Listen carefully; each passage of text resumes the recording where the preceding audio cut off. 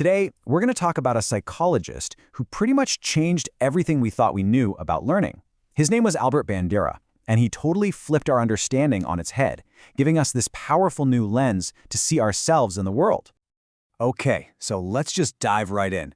For decades, psychology saw learning as this one-way street. You see it right there on the left.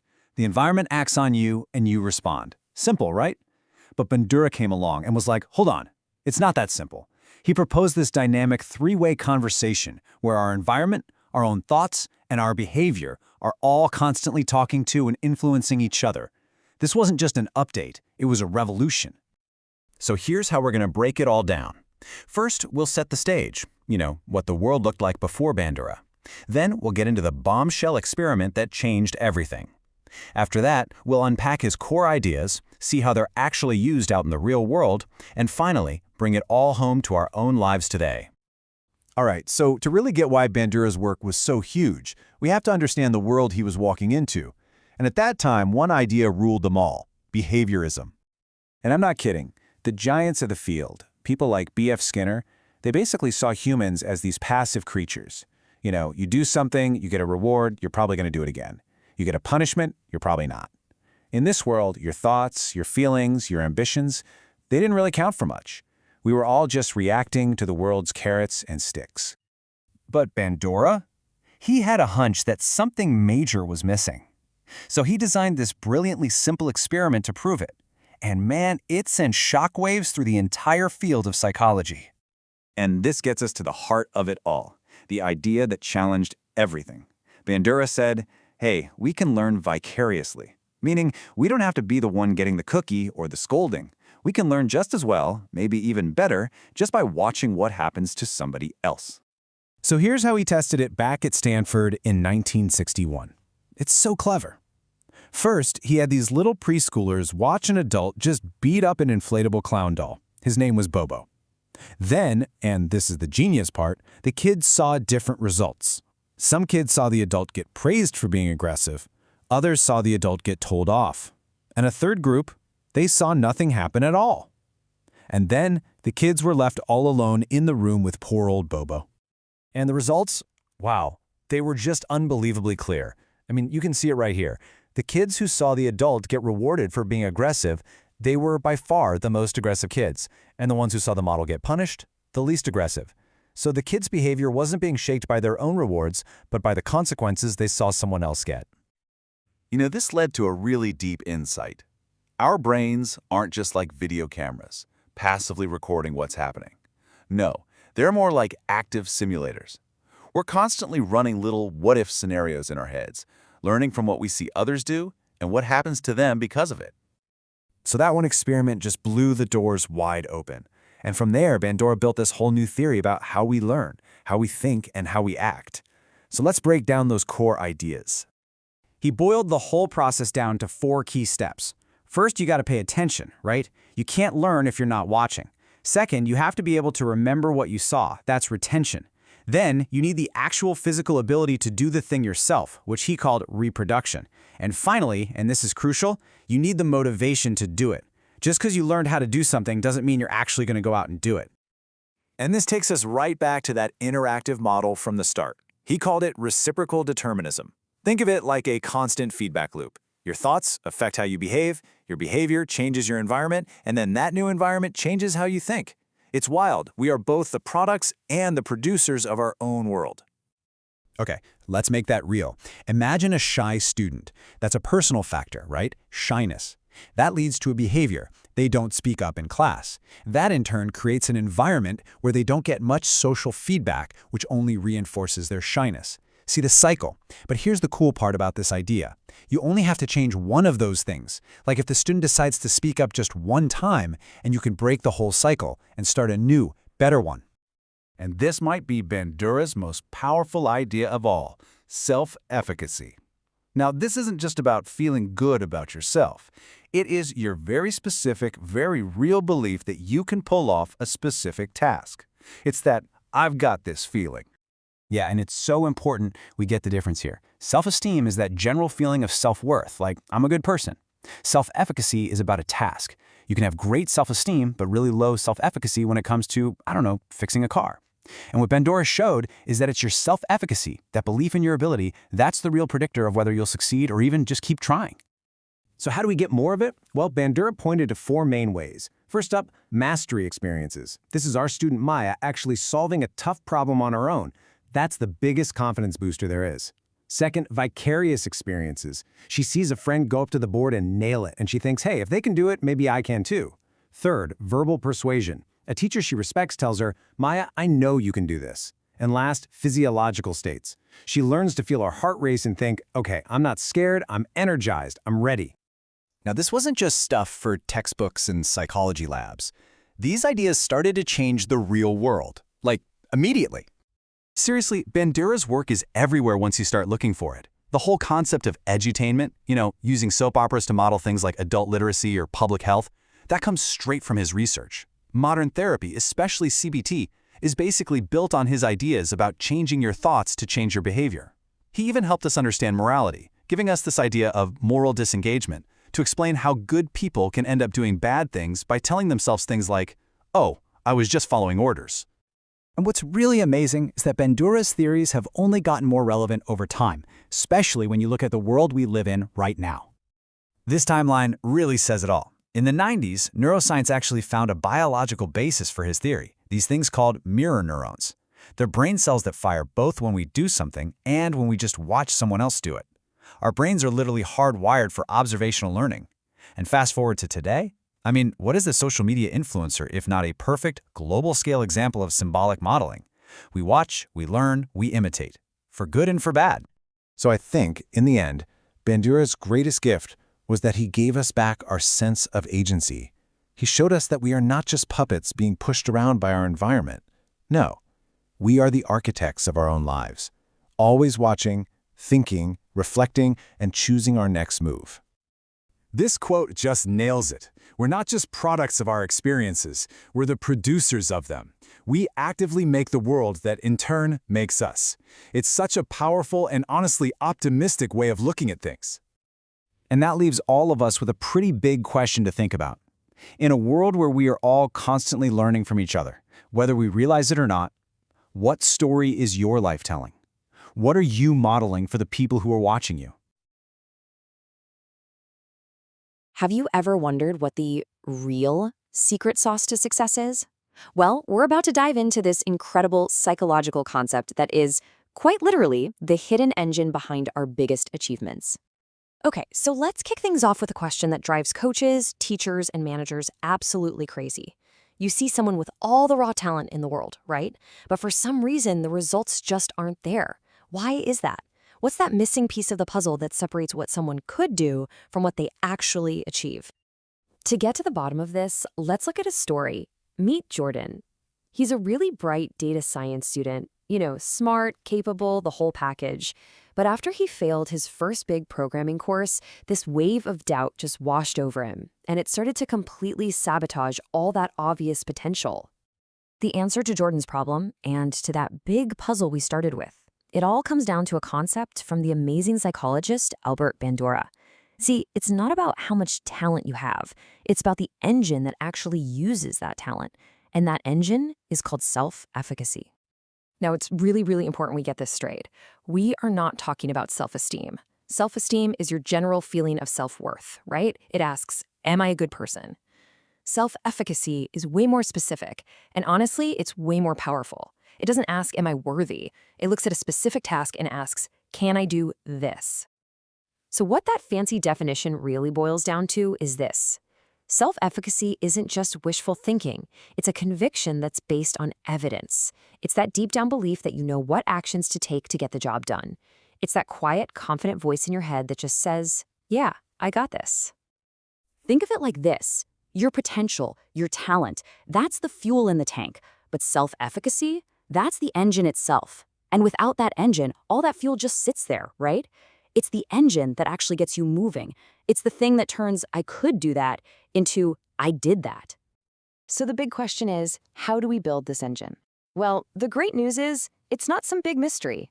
Bandura laid out 4 key sources, and we can see exactly how they work if we just go back to Jordan's comeback story. All right, this slide basically lays out the entire toolkit. First up, and this is the most powerful one, is mastery experiences.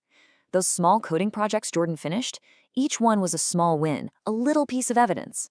Then you have vicarious experiences.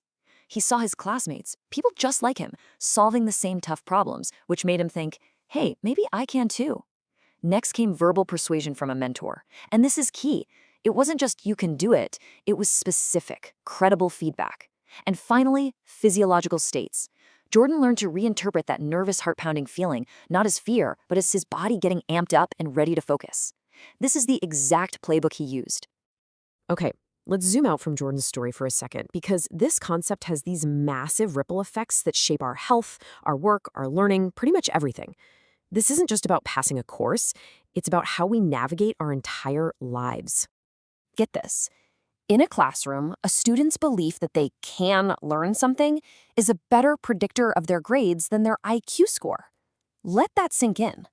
It's not just about how smart you are, it's about whether you believe you can put that intelligence to work. And it's the exact same principle in healthcare.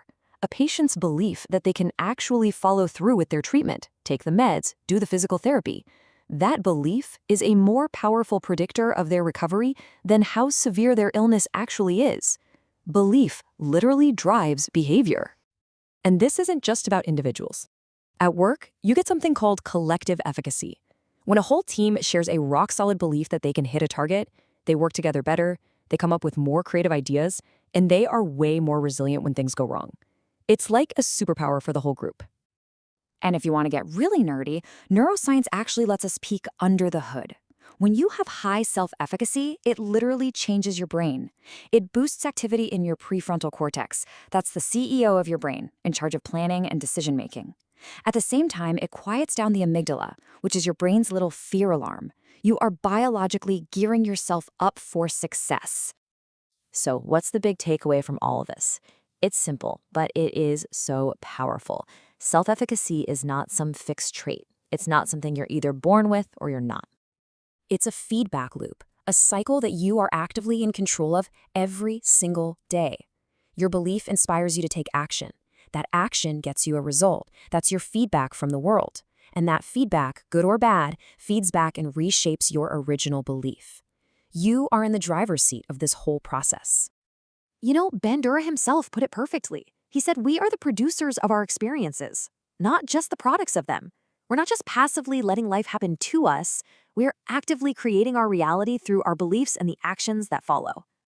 So the goal then is to get that feedback loop working for you instead of against you. And it all starts with that number one source we talked about, mastery. So I'll just leave you with this one question to think about. What is one small mastery experience, one small win that you can create for yourself today to start building your engine? You know, it's pretty wild to think that one of the biggest breakthroughs in understanding how our brains work came from watching little kids beat up an inflatable clown. Today, we're diving into the Bobo doll experiment, a study that didn't just add to psychology, it completely rewrote the rules. Seriously, think about it for a second. When you learn something new, do you really need a reward every single time you get it right, or a punishment when you mess up? Is that really the only way we learn? For a long, long time, the dominant theory in psychology, which was called behaviorism, basically said, yep, that's it. The thinking was that all learning was just a simple system of trial and error, all of it shaped by getting a carrot or getting a stick. But then, back in the 1960s, a researcher at Stanford named Albert Bandura brought this big inflatable clown named Bobo into his lab, and what he discovered was about to change everything. Okay, so let's quickly set the stage. Before Bandura came along, the world of psychology had this very strict, very specific set of rules for how learning worked.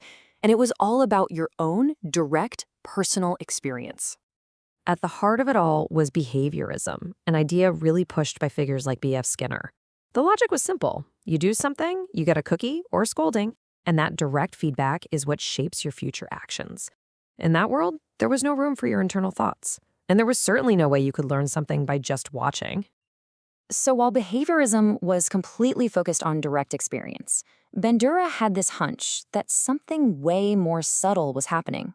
He proposed that maybe we could learn vicariously, just by observing other people and seeing what happened to them. No personal trial and error needed. So how in the world do you prove an idea like that? Well, this is where our inflatable clown, Bobo, makes his grand entrance. The setup he designed was it was beautiful in its simplicity. So first, a group of preschoolers would watch an adult in a room filled with toys. For some of the kids, the adult would just go to town on the Bobo doll, punching it, kicking it, whacking it with a mallet. For other kids, the adult just played quietly. Then each child was led into another room with the exact same toys, and the researchers just watched to see what would happen. And what happened next wasn't just interesting, it was a complete and total bombshell for the entire field of psychology. The results were just so dramatic. The children who had watched the aggressive adult didn't just play aggressively, they mimicked the adult's exact behaviors, unleashing this whole torrent of violence on the doll. I mean, you can see it in the data right here. Their aggression was completely off the charts compared to the other groups. The link was just undeniable. And get this, the kids not only mimicked the adult's specific attacks, but they even came up with new ways to attack the doll.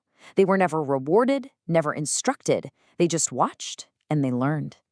Observation itself was the learning mechanism.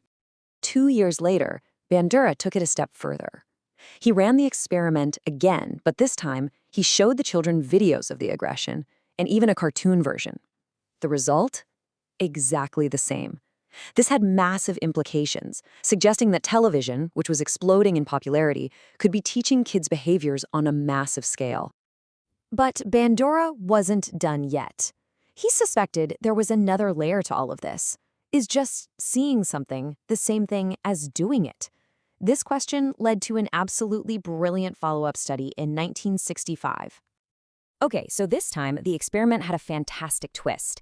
Kids saw the aggressive adult get different consequences.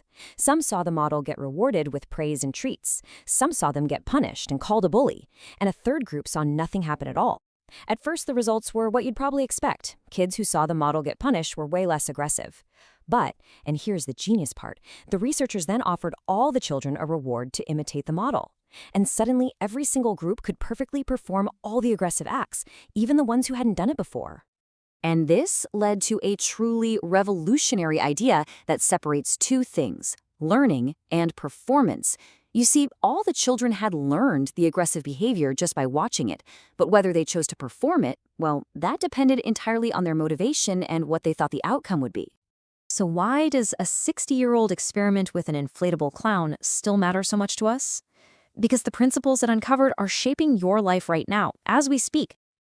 Bandura broke this whole process down into 4 cognitive steps. First, you have to pay attention. Then, you have to retain it, store it in your memory. Third, you need the ability to physically reproduce the action. And finally, you need the motivation, some reason to actually do it. These 4 steps are running in the background of our minds all the time.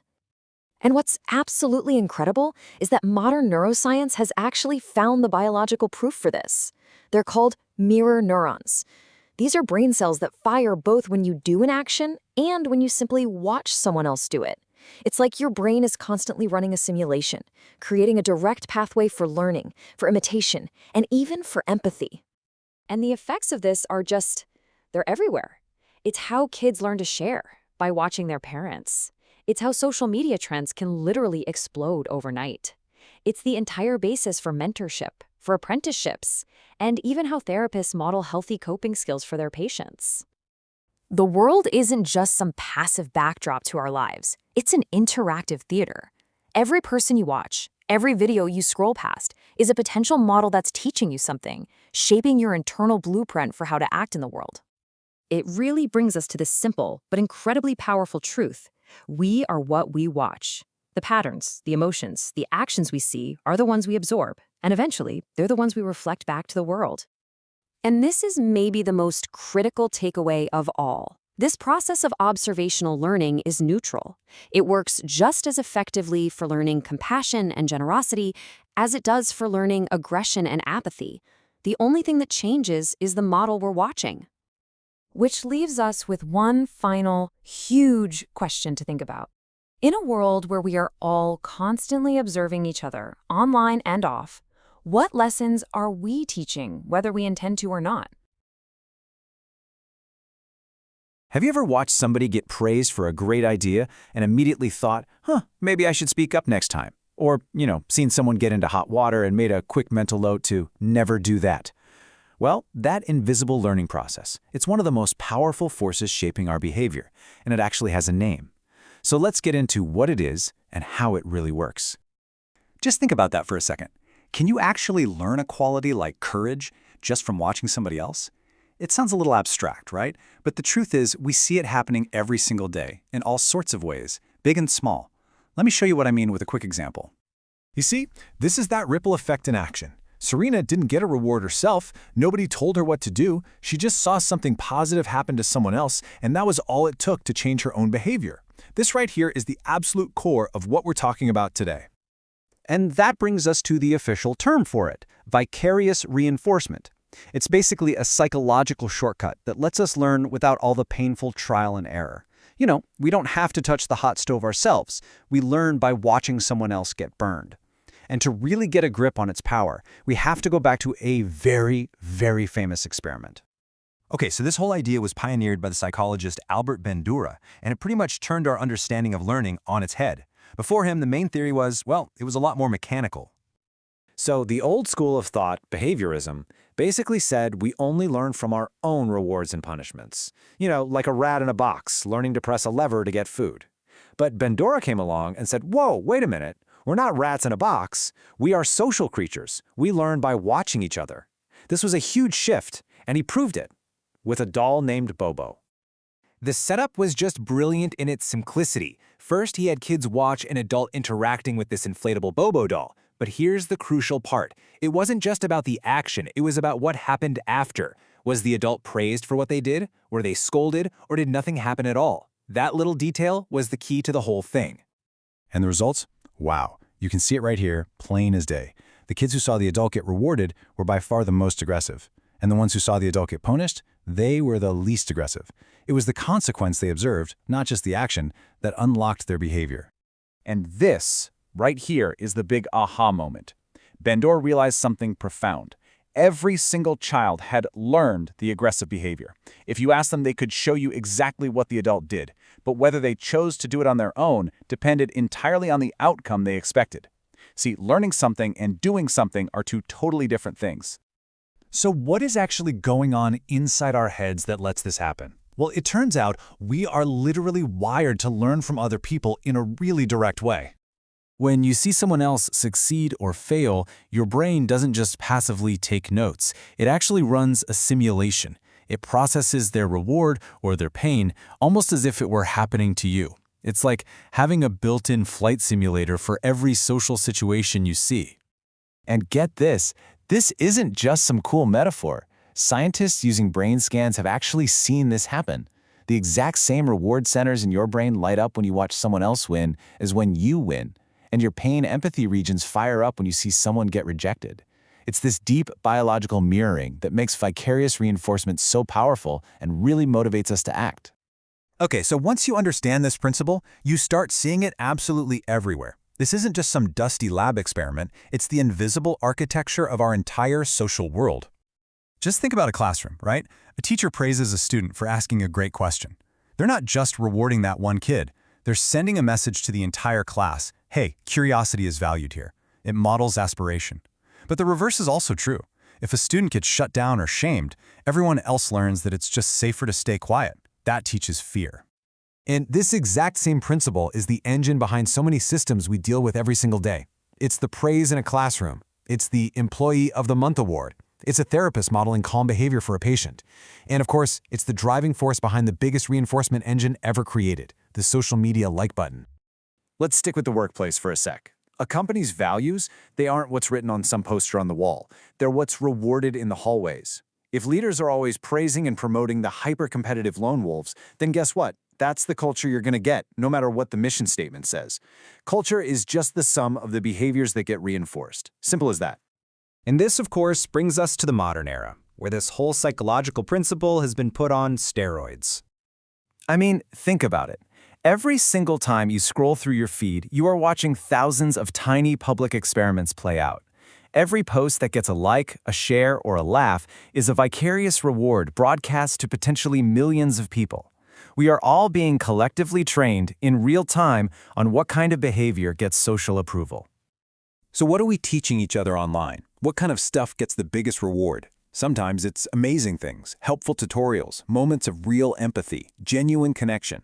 But let's be honest, a lot of the time, the things that get the most attention are outrage and extreme opinions. The algorithm doesn't really care, it just reinforces whatever gets a reaction. So the real takeaway here is this. It doesn't matter if we're in a classroom, an office, or online. Our reactions to other people are never just about that one person. They are public lessons. Every time we praise something, or punish something, or even just ignore it, we are shaping the expectations of everyone watching. And that leaves us with a really big question to chew on. Because if every action we reward or condemn is a lesson for this invisible audience, what lessons are you broadcasting? Through what you praise, what you give your attention to, and even what you're silent about. What behaviors are you telling the world are worth repeating? What are you teaching? Welcome to The Explainer. Today, we're diving into a hidden force, one that quietly shapes almost everything we do. From the trends we follow to the stuff we buy, we're going to pull back the curtain and figure out why the things we see on our screens have such a powerful grip on us. So let me just ask you this straight up. Why do we feel this almost irresistible urge to copy what we see on a screen? I mean, really think about it for a second. Have you ever caught yourself doing something and you realize, wait a minute, I'm only doing this because I saw it online? You know, maybe it was that viral dance that was absolutely everywhere for a month. You watched a few videos, practiced the moves in your room, and next thing you know, boom, you're part of this massive global thing. Or how about this one? You're scrolling, and an influencer you follow is just gushing about some new product. They seem so authentic, so genuine, and before you even know what's happening, you've hit add to cart.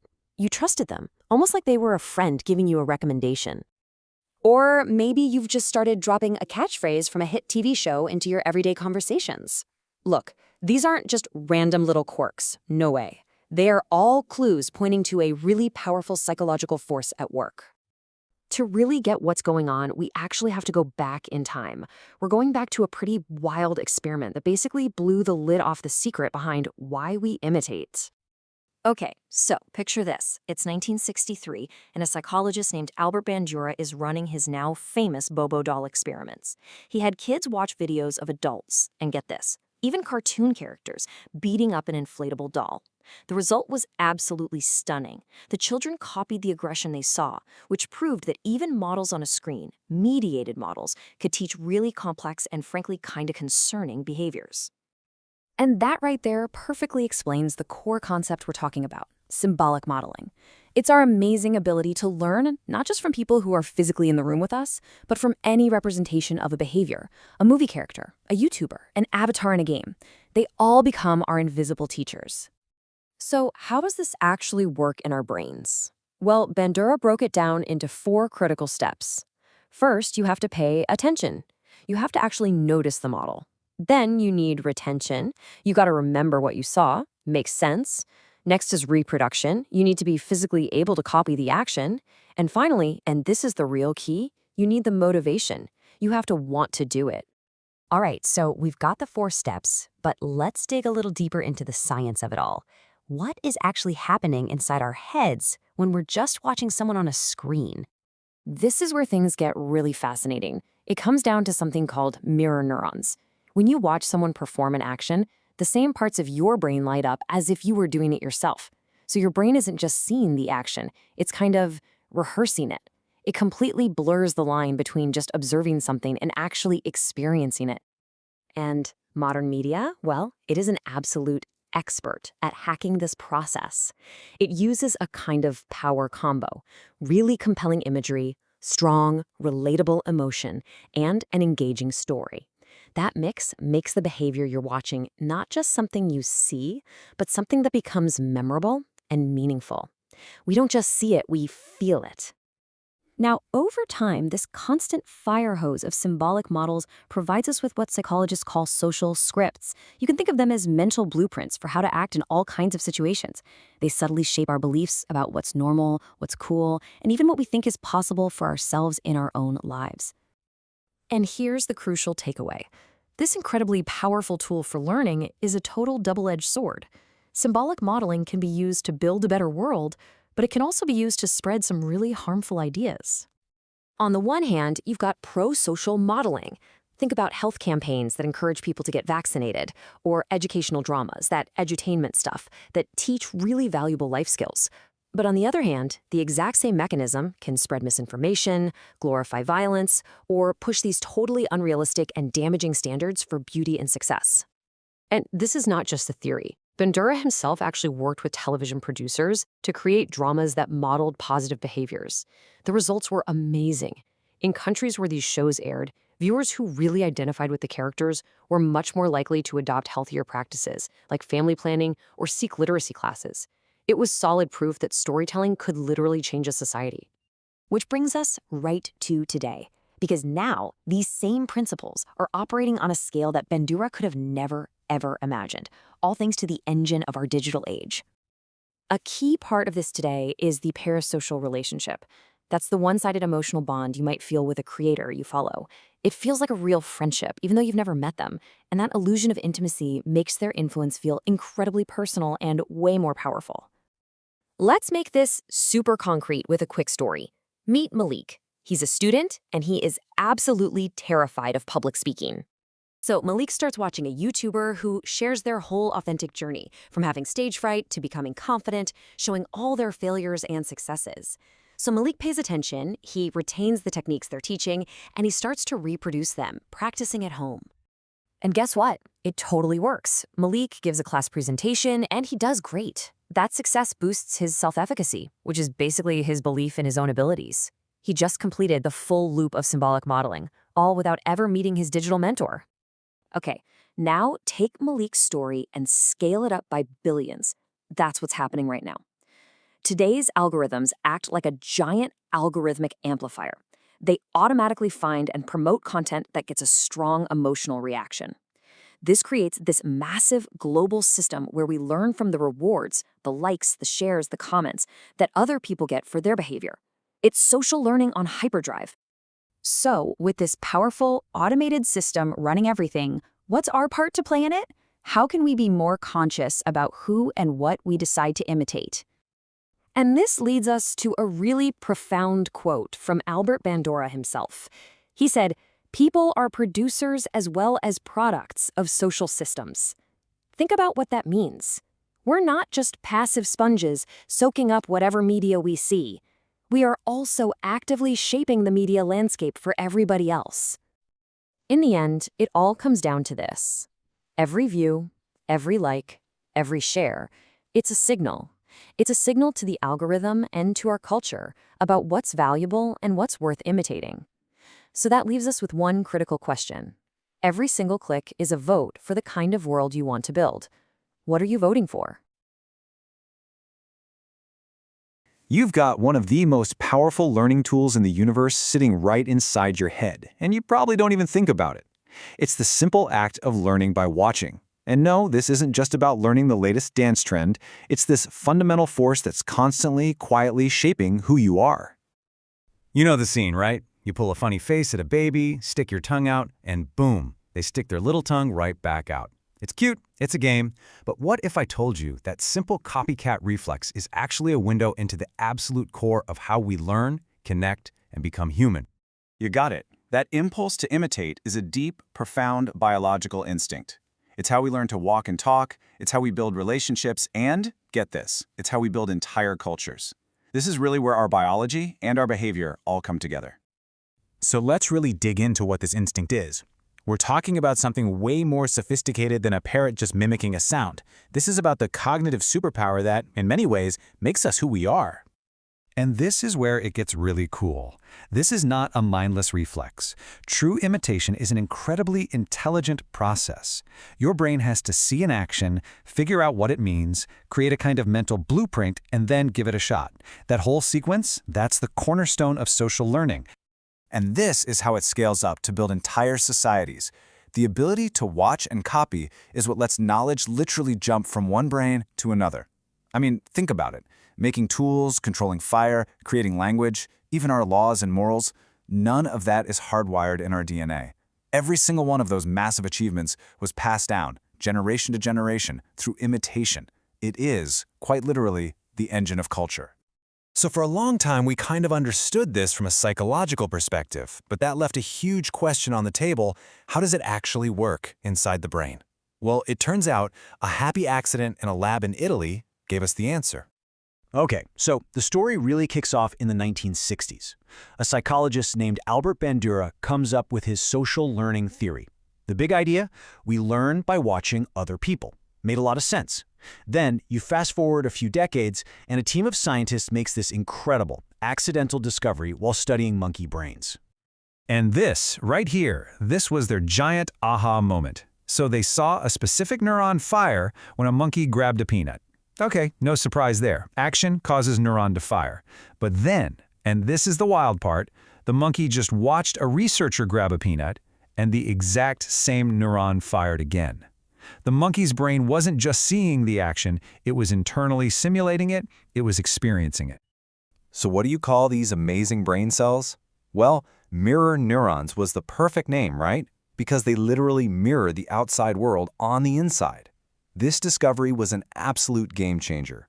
It was the biological proof for what thinkers like Bandura had been saying all along, that on a deep neural level, seeing really is a form of doing. Okay, so we've got these incredible mirror neurons, but how do they actually turn something we see into something we can do, or something we understand? Let's break down that process. All right, and this all happens in the blink of an eye. First, your eyes see the action. That's encoding. Instantly, your mirror system fires up and runs a simulation, like a quick mental rehearsal. Then your brain gets smart about it. It predicts the goal of the action. It's not just hand moving, it's hand moving to grab a cup to drink. And finally, that whole process gives you the blueprint to replicate the action yourself. So you see, it's intelligent modeling, not just blind copying.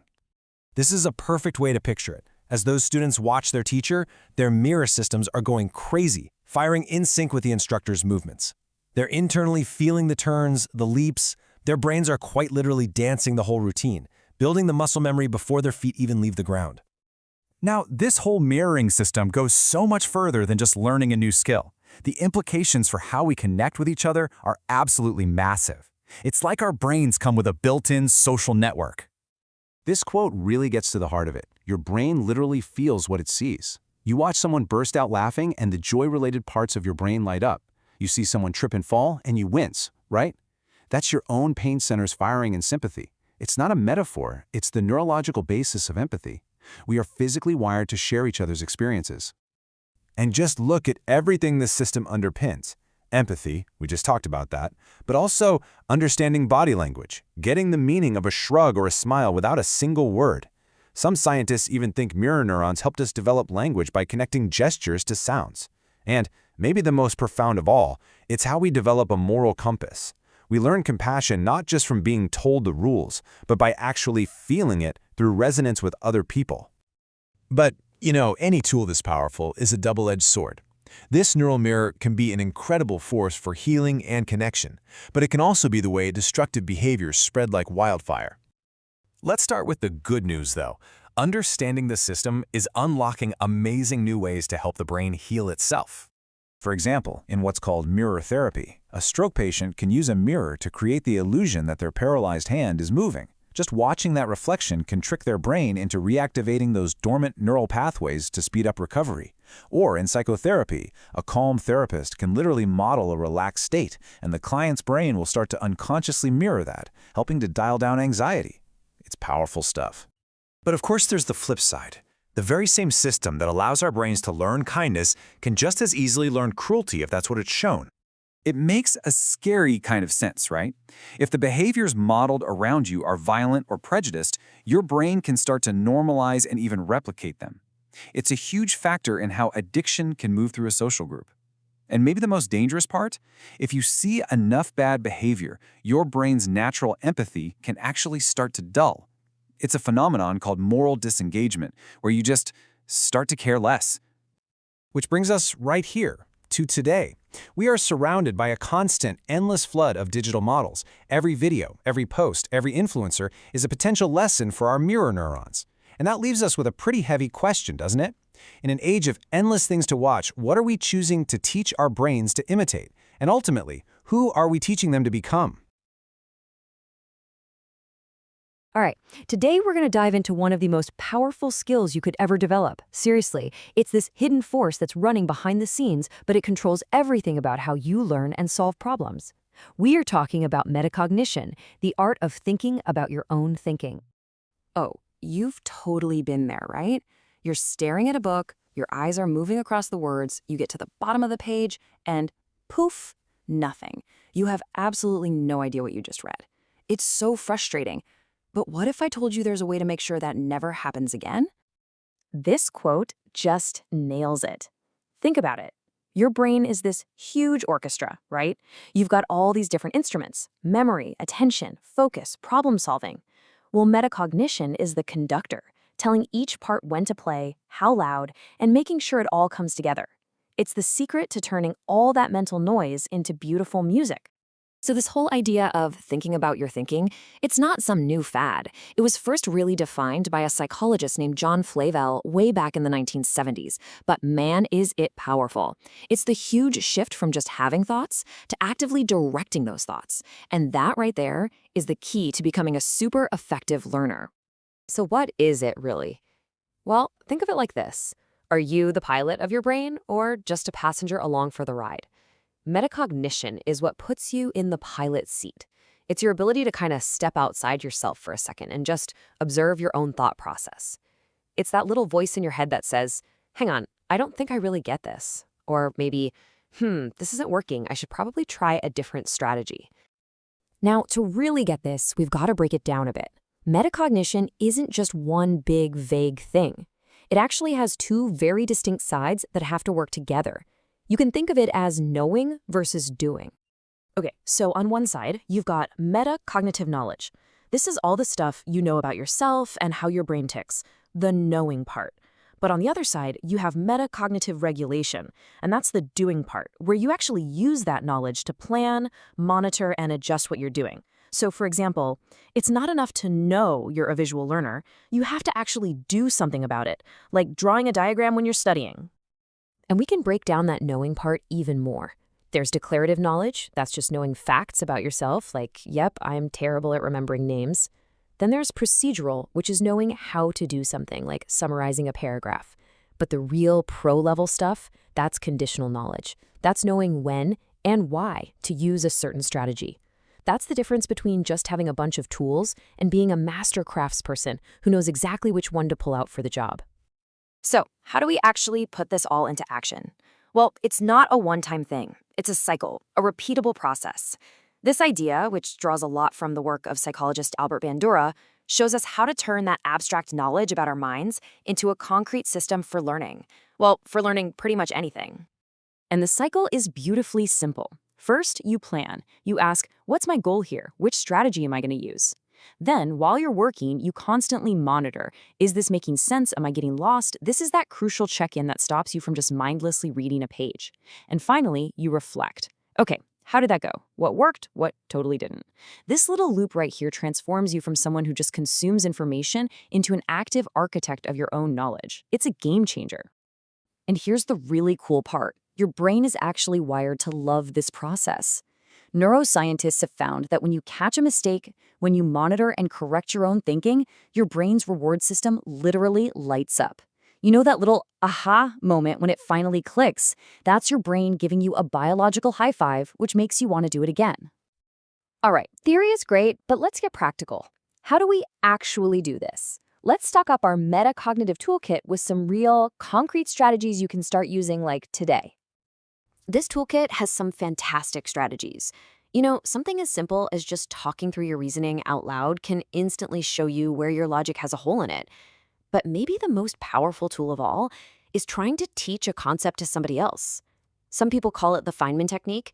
It forces you to simplify and organize your thoughts, and man, the gaps in your own understanding become obvious fast. Let's make this real with a quick story. So, this is Elena. She's a psychology major, and she has totally hit a wall. Her old study methods just aren't working anymore, and she's feeling pretty stuck. So, Elena's go-to move was always rereading her notes, just over and over again. But she was falling into this super common trap called the illusion of competence. See, the material started to feel really familiar, so her brain thought she knew it. But confusing that feeling of recognition with actual deep understanding, that's a recipe for a very bad surprise on exam day. So Elena had a little metacognitive moment. She realized her strategy wasn't working, and she decided to switch it up. She stopped just passively rereading and started actively testing herself. She started using retrieval practice, making flashcards, explaining big ideas out loud to her empty room. She was forcing her brain to pull the information out, not just trying to shove it back in. And the result? It was totally transformative. It wasn't just that her grades went up. Her whole mindset started to shift. She realized that success wasn't about just being smart or getting lucky. It was about using the right strategies. She took control and became a confident, self-regulated learner. And look, this isn't just about passing tests. Metacognition is, without a doubt, one of the most critical skills for life, period, both in your career and your personal life. It's about how you navigate a really complex world with purpose and intention. I mean, just look around. Experts in really high-stakes fields depend on this stuff every single day. A pilot uses a checklist not because they have a bad memory, but because they have a metacognitive awareness to know that anyone's memory can fail under pressure. A surgeon mentally walks through a complex procedure to spot problems before they happen. They are all actively thinking about their thinking to make sure they succeed. And you know, in a world that's getting more and more filled with artificial intelligence, with automation, our ability to think about our own thinking, well, that becomes our greatest asset. An AI can crunch data like crazy, but it can't step back and reflect on its own understanding or question its own blind spots. That, right now, is a uniquely human superpower. So, as we start to wrap this up, I want to leave you with one last thought. We are swimming, maybe even drowning, in an ocean of information. It's more than any one person could ever hope to process. In a world like that, what is the single most valuable skill? The one thing you can never, ever delegate to a machine or outsource to an algorithm? It's this. It's the ability to accurately judge your own understanding, to know the difference between what you think you know and what you truly know. That, right there, is the heart of metacognition, and it's the foundation of all real learning and wisdom. Thanks for listening. You know, there's this invisible rhythm, a kind of cognitive heartbeat that happens whenever we learn something new. It's the magic that turns watching someone do something into you being able to do it yourself. So let's dive in and uncover this hidden cycle behind how we master new skills. I mean, really think about it. You see a chef on YouTube chop an onion like a pro, or a friend shows you some new dance move, or maybe a colleague shows you a killer shortcut on your computer. How does that observation just leap from their world into yours and suddenly become a skill you actually have? Well, that's exactly what we're going to break down. All right, here's our game plan. First, we'll get the core rhythm of learning down. Then, we're going to journey through the three main stages: the gateway of attention, the mental blueprint, and then the big one, turning thought into action. But you're going to want to stick around because we'll also uncover a hidden fourth factor that powers this whole thing and see how it all plays out in the real world. So our guide on this journey is the psychologist Albert Bandura. He was the one who first described this three-part cycle. Think of it as the cognitive heartbeat of how we learn. It's this fundamental blueprint that explains how just watching something can transform into you actually doing it. Now, this all fits into a bigger idea with a kind of fancy name, social cognitive theory. But the concept is actually super simple. It just means we learn by watching other people. It's the bridge that connects the world we see out there with the world inside our own heads. So here it is, the core loop. It's 3 simple steps: attention, retention, and reproduction. But here's the key. It's not a straight line. It's a cycle that you repeat over and over again until you get it. So let's start at the beginning with attention. First up, stage 1, attention. Honestly, you can think of this as the gatekeeper of your mind. In a world that is just screaming for our focus, learning can only begin when you decide where to aim that mental spotlight. Because let's be real, you just can't learn what you don't even notice. And what we pay attention to isn't random at all. It's really influenced by 2 big things. First, the model. That's the person we're watching. We're way more likely to focus on someone we think is competent or powerful, or maybe just someone we can relate to. And second, it's our own internal state. Emotions like surprise or humor, they act like a highlighter for our brain, basically telling it, hey, this part is important, save this. This quote just nails the challenge of our modern world, doesn't it? With endless videos and tutorials at our fingertips, the real skill isn't just learning anymore. It's choosing what is even worth our focus in the first place. Deciding what to watch has become just as critical as knowing how to think. Okay, so once you've actually paid attention to something, you hit the next stage, retention. This is where your brain has to build a mental blueprint of what you just saw, turning that fleeting moment into a solid memory that you can pull up later. And our brain does this in 2 really cool ways. First is what's called imaginal coding. That's basically creating a vivid mental movie of the action, like a dancer picturing the whole routine in their head. The second is verbal coding. That's using words to rehearse the steps, like quietly talking yourself through a recipe. And when you use both together, man, that creates a really strong memory. And there's some fascinating biology happening behind the scenes here. Your hippocampus, that's kind of like the save button that encodes the new info. The prefrontal cortex is like a file cabinet, organizing everything neatly. And get this, sleep is absolutely crucial. It's when your brain does its most important filing. So yeah, sleeping on it is a real thing and it really works. Which brings us to the third and final stage of this core loop, reproduction. This is the moment of truth. This is where that mental blueprint you built gets translated into actual physical action. This is where theory meets reality. Bandura himself had a great name for this. He called it the inactive verification of learning. I just love that phrase. It's not about just copying what you saw. It's about testing it, proving to yourself that the learning has actually stuck. And what's so crucial to understand is that this stage is an active feedback loop. You try the thing, you see how it went, you process that feedback, good or bad, and you adjust. It's like you're a scientist in your own mind. You have a hypothesis, you run the experiment, and then you refine your theory based on the results. So we have our 3-stage cycle: attention, retention, and reproduction. It sounds like a perfect little machine, right? But there's a key ingredient missing. What's the fuel that actually makes this whole engine run? I mean, think about it. You can pay attention to something, you can remember exactly how to do it, and you might even be physically able to do it. But does that guarantee you actually will? Is that really the whole story? Nope. The hidden force factor, the essential human element that gives energy to this entire cycle, is motivation. Without it, the ability to do something just stays as potential. It never becomes real. See, motivation is what turns learning into action, and it's powerfully shaped by seeing other people succeed. That's called vicarious reinforcement. You see a friend learn a new skill and get a promotion. That motivates you. But at the end of the day, it's all powered by self-efficacy, which is just a fancy way of saying believing in your own ability to get it done.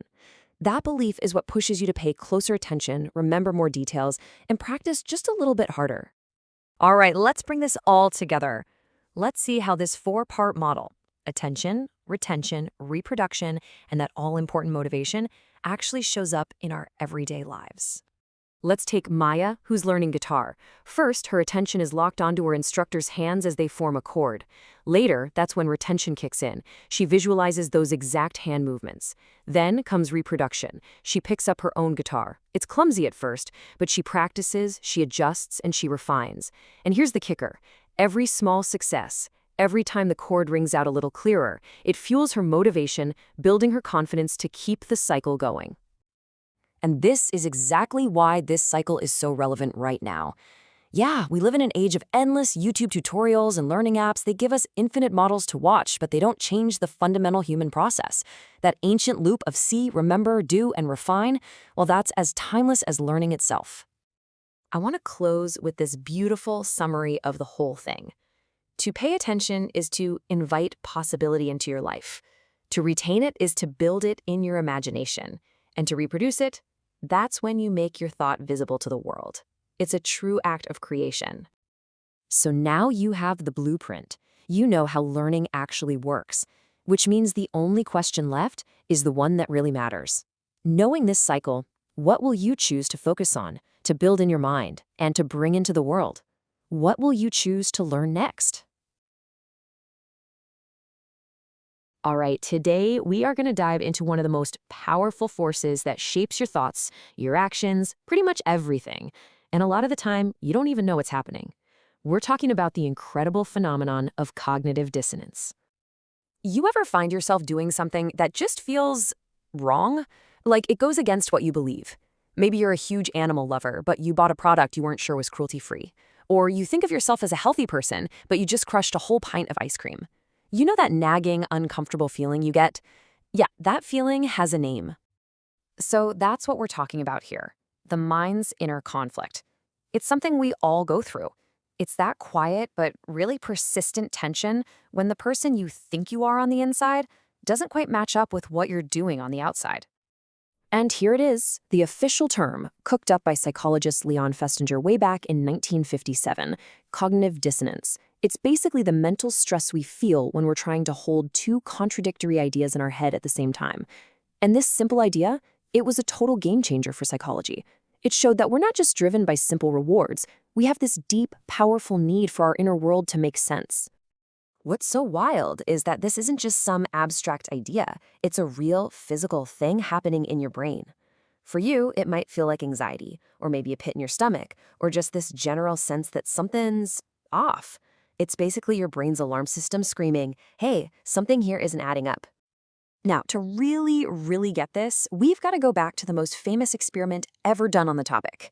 It's such a clever study. It uses an incredibly boring task and one tiny lie to show us something massive about how our minds work. Okay, picture this. It's 1959. You volunteered for a psych experiment and you have just wasted an entire hour of your life doing the most boring thing imaginable, turning wooden pegs on a board. Over and over and over. It's just awful. The hour is finally up, and the researcher comes in with a kind of a weird request. So the setup was genius in its simplicity. Step 1, do the horrible task. Step 2, the researcher asks if you'll do them a favor. They need you to go tell the next participant, who's waiting outside, that the task was actually super interesting and fun, and they'll pay you to tell this little lie. And then step 3, after you do that, they ask you to fill out a form, secretly and honestly rating how much you truly enjoyed turning those pegs. Okay, now here is the twist, the absolute key to the whole thing. Half of the people were offered $20 to tell the lie. And in 1959, $20 was a lot of money. So for them, it's an easy justification, right? I'm not a liar, I just did it for the cash. But the other half, they were offered just $1. So for them, there's no good reason. And you get this powerful internal battle. I think I'm an honest person, but I just lied for basically nothing. So who do you think actually said they enjoyed the boring task more in the end? The results were absolutely stunning. It was the group that was paid just $1. That's right. The people who had almost no reason to lie ended up convincing themselves that they liked the task way more than the people who got paid a ton. How is that possible? Well, here's the brilliant insight. The $1 group felt intense cognitive dissonance. Their belief, I'm an honest person, was clashing hard with their action, I just lied for chump change. To get rid of that awful feeling, their brains performed this incredible mental gymnastics. They couldn't take back the lie, so they changed their original belief. They basically told themselves, you know what, looking back, that task wasn't so bad. It was kind of interesting, actually. And this shows us something fundamental. We're not always rational, but we are always rationalizing. So this drive to get rid of dissonance is so strong. We've all developed this mental toolkit to deal with it. Whenever that inner conflict pops up, our brain automatically starts digging around for a strategy to make things feel consistent again. So how do we actually do it? Well, there are pretty much three main ways out of this mess. The first, and most direct, is you change your behavior. You think saving money is important, so you stop making impulse buys. Easy. The second way is to change the belief. That's what the $1 group did. They couldn't undo the lie, so they changed how they felt about the task. And the third way is to add a new thought, a justification. A smoker might say, yeah, I know it's bad, but it helps me relax, so it's worth it. And once you know what to look for, you will see this process happening absolutely everywhere. It explains why we defend a product we bought, even if it's not that great, or why people double down on their political beliefs even when faced with evidence to the contrary. This isn't just a weird quirk of the mind. It's baked right into our biology, and it's even shaped by the cultures we live in. Brain scans actually let us peek under the hood and see this happening. There's a part of our brain, you can think of it as the conflict detector, that literally lights up when our beliefs and actions don't match. Then another part, the problem solver, kicks into gear to try and fix the problem. And once our brain lands on a good excuse or rationalization, the activity in both areas just cools down. It's a literal neural sigh of relief. Okay, let's make this real. Meet Maya. She's a researcher, she's just finished her big experiment, but the data's kind of a mess. It doesn't really prove her amazing hypothesis. And she feels this little temptation. Maybe if she just cleaned it up a bit, removed a few outliers, the results would look perfect. And boom, that is her moment of dissonance. On one shoulder, she has this core identity, I am an ethical scientist. But on the other, there's this tempting thought, I could just fudge the numbers. Those two ideas are at war with each other, creating that classic inner tension. So what does she do? Maya chooses option one. She changes her behavior. She resists that temptation, and she decides to present the messy, inconclusive data exactly as it is. By doing that, she not only gets rid of the conflict, she actually makes her identity as an honest scientist even stronger. Now, what's really fascinating is that how we choose to resolve this tension can be shaped by our culture. In more individualistic cultures, say in the US or Western Europe, the big focus is on being true to yourself, on personal authenticity. So people there are more likely to do what Maya did, change their behavior to match their beliefs. But in more collectivist cultures, where keeping social harmony is the top priority, people might be more likely to adjust their own beliefs to fit in with the group, because creating conflict is a bigger deal than personal consistency. Okay, one more example for you. We've all seen this, right? Imagine a professor who teaches a class on environmental ethics. She gives these passionate lectures about sustainability, about our carbon footprint, but then after class, she walks out to the parking lot and gets into a giant gas-guzzling SUV. Now, she probably feels some dissonance on her own, but it gets way more intense because of what we could call the social mirror. It's one thing to know you're being inconsistent. It's another thing when you see your students glancing at your car in the parking lot. That social pressure makes the conflict impossible to ignore. So, to finally resolve it, she trades in the SUV for a hybrid. Now her actions line up with her words, and that inner tension and the social tension just melts away. So after all this, it's really easy to look at cognitive dissonance as a flaw in our thinking, a bug in our mental software that just leads to excuses and self-deception. But what if that's the wrong way to look at it? What if that tension isn't a bug at all? What if it's a feature? This is so important. Dissonance is not the same thing as hypocrisy. Instead, think of it as the feeling that alerts you to a gap between the person you are right now and the person you really want to be. It's that uncomfortable feeling that comes right before every big change, every moment of real personal growth. Think of it like this. That feeling of unease is your mind's moral compass. It's a little alarm bell going off inside you, a signal that something in your life, whether it's a behavior, a belief, or an excuse, needs a closer look. It's an invitation to get yourself more aligned with your own true values. So the next time you feel it, that little flicker of inner conflict, that mental static, don't just brush it off or immediately try to rationalize it away. Stop. Listen to it. Ask yourself, what is this trying to tell me? Because in that moment of tension, you have a really important choice. You can pick the easy comfort of a quick excuse, or you can choose the harder path of truth and take one more step towards becoming the person that you actually want to be. The choice is always yours. Ever stop and wonder how your brain just knows what to do? How you can walk into a restaurant or a job interview and instantly have a script for how to act? Well, it turns out you're using an invisible map. And today, we're going to explore these mental frameworks that are secretly shaping pretty much everything you see, you remember, and you believe. This idea right here is really at the heart of it all. It's not a physical map, of course. It's a cognitive one. A whole set of mental blueprints that guide you through every single social interaction, and most of the time, you don't even know it's happening. Okay, so the technical term for these mental blueprints, it's a schema. The best way to think about it is as your brain's ultimate shortcut. Instead of trying to figure out every single situation from scratch, which would be exhausting, your brain uses these pre-existing frameworks to organize info, fill in the blanks, and just make sense of the world fast. So let's dive into your brain's invisible map. We're going to look at how these mental blueprints work like little scripts that we follow every single day, often without a second thought. What's really fascinating is that these schemas aren't all the same. They generally break down into 4 main types. First, you've got person schemas. These are ideas about specific kinds of people, like a friendly neighbor. Then there are role schemas for jobs or social roles, like assuming doctors are caring. You also have event schemas, which are basically scripts for things like a first date or a birthday party. And finally, and these are a big one, you have self-schemas, the powerful stories you tell yourself about who you are. So how do they actually work? Well, it's basically a 3-step cycle. First, during what's called encoding, your brain acts like a bouncer, paying way more attention to information that confirms what it already believes. Then, that info gets stored much, much more easily. And finally, when you try to remember something, you're way more likely to pull up the memories that just make sense based on the schemas you already have in place. But here's the catch with all this incredible efficiency. In this next part, we're going to see how schemas literally shape our reality. The good parts, the bad parts, and yeah, the biased parts. And this slide just lays out the fundamental trade-off perfectly.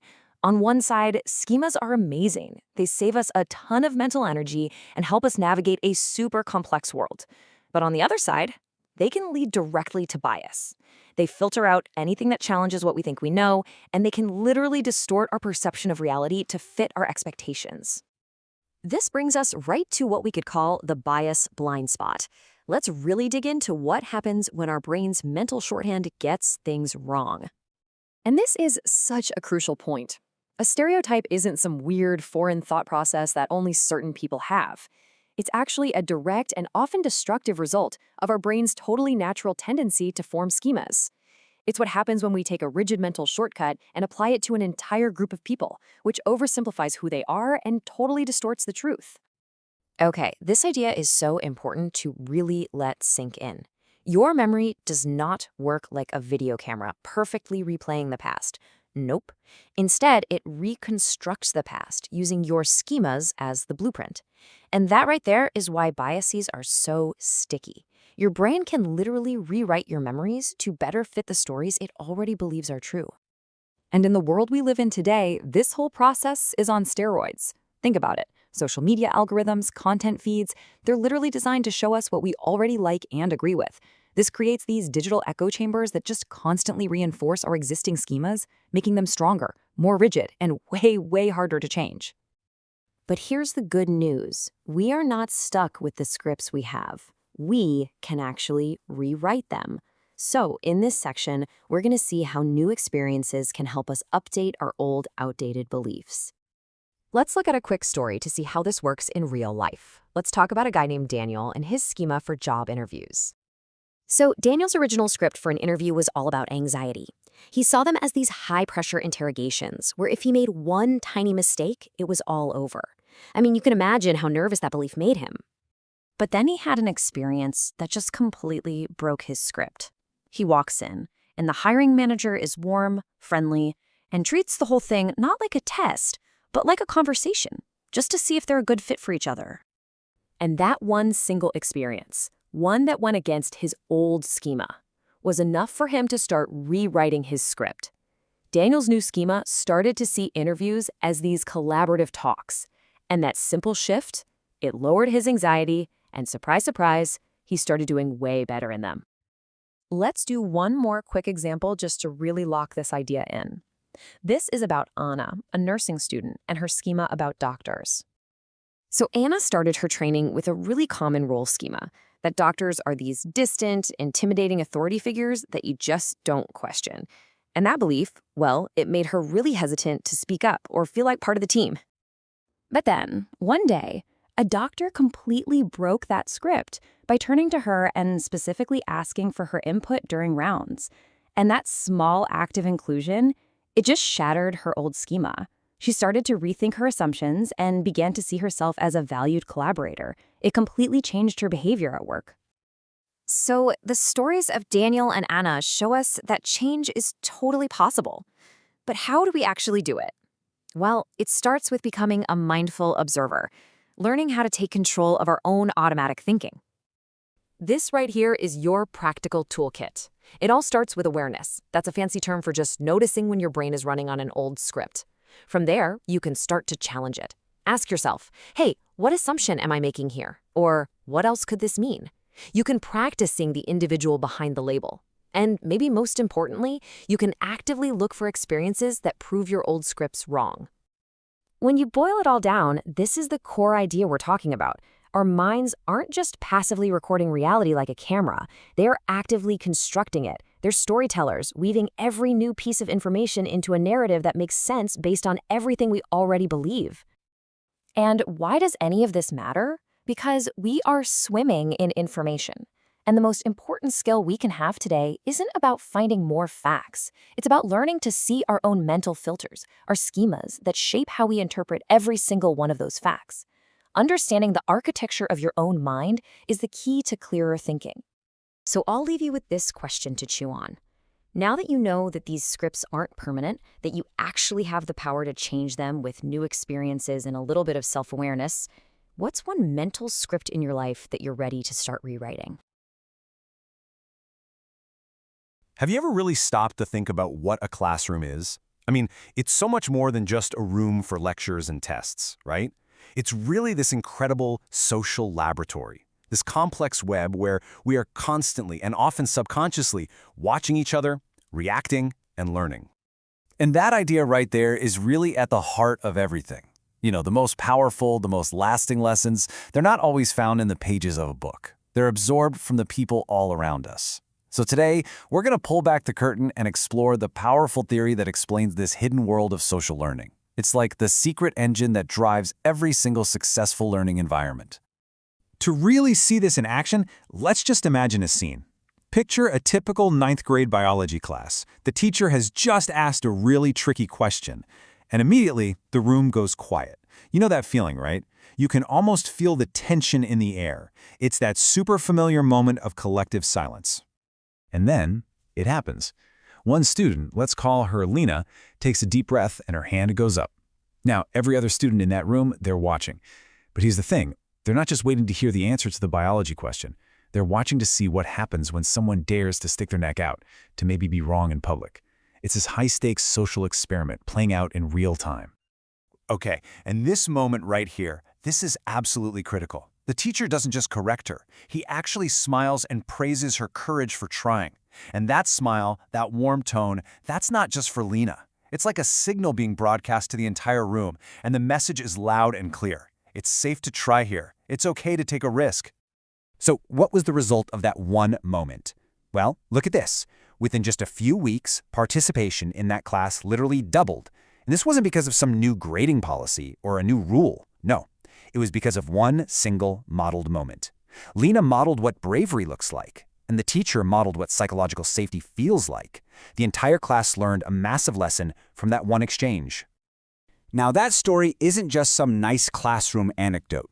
It's actually a perfect illustration of one of the most important ideas in educational psychology, an idea developed by the psychologist Albert Bandura. His work explains exactly what we just saw happen in that classroom.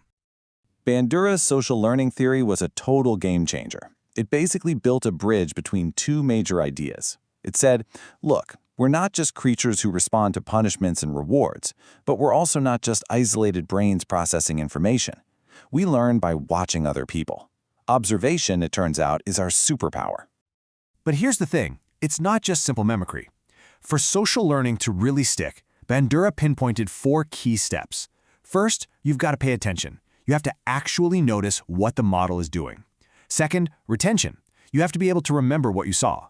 Third is reproduction. You need to be able to actually try the action yourself. And finally, and this is the big one, motivation. You need a reason to imitate it. which is exactly what that teacher's encouragement provided for everyone in the room. So this all leads to a really crucial question. Who are we watching? Because as it turns out, in any learning environment, not all models are created equal. The source of the example matters, well, immensely. You can really break it down into two main types. You've got the teacher, who acts as the authority model. They don't just provide answers, they model how to think. They make their own internal thought process visible.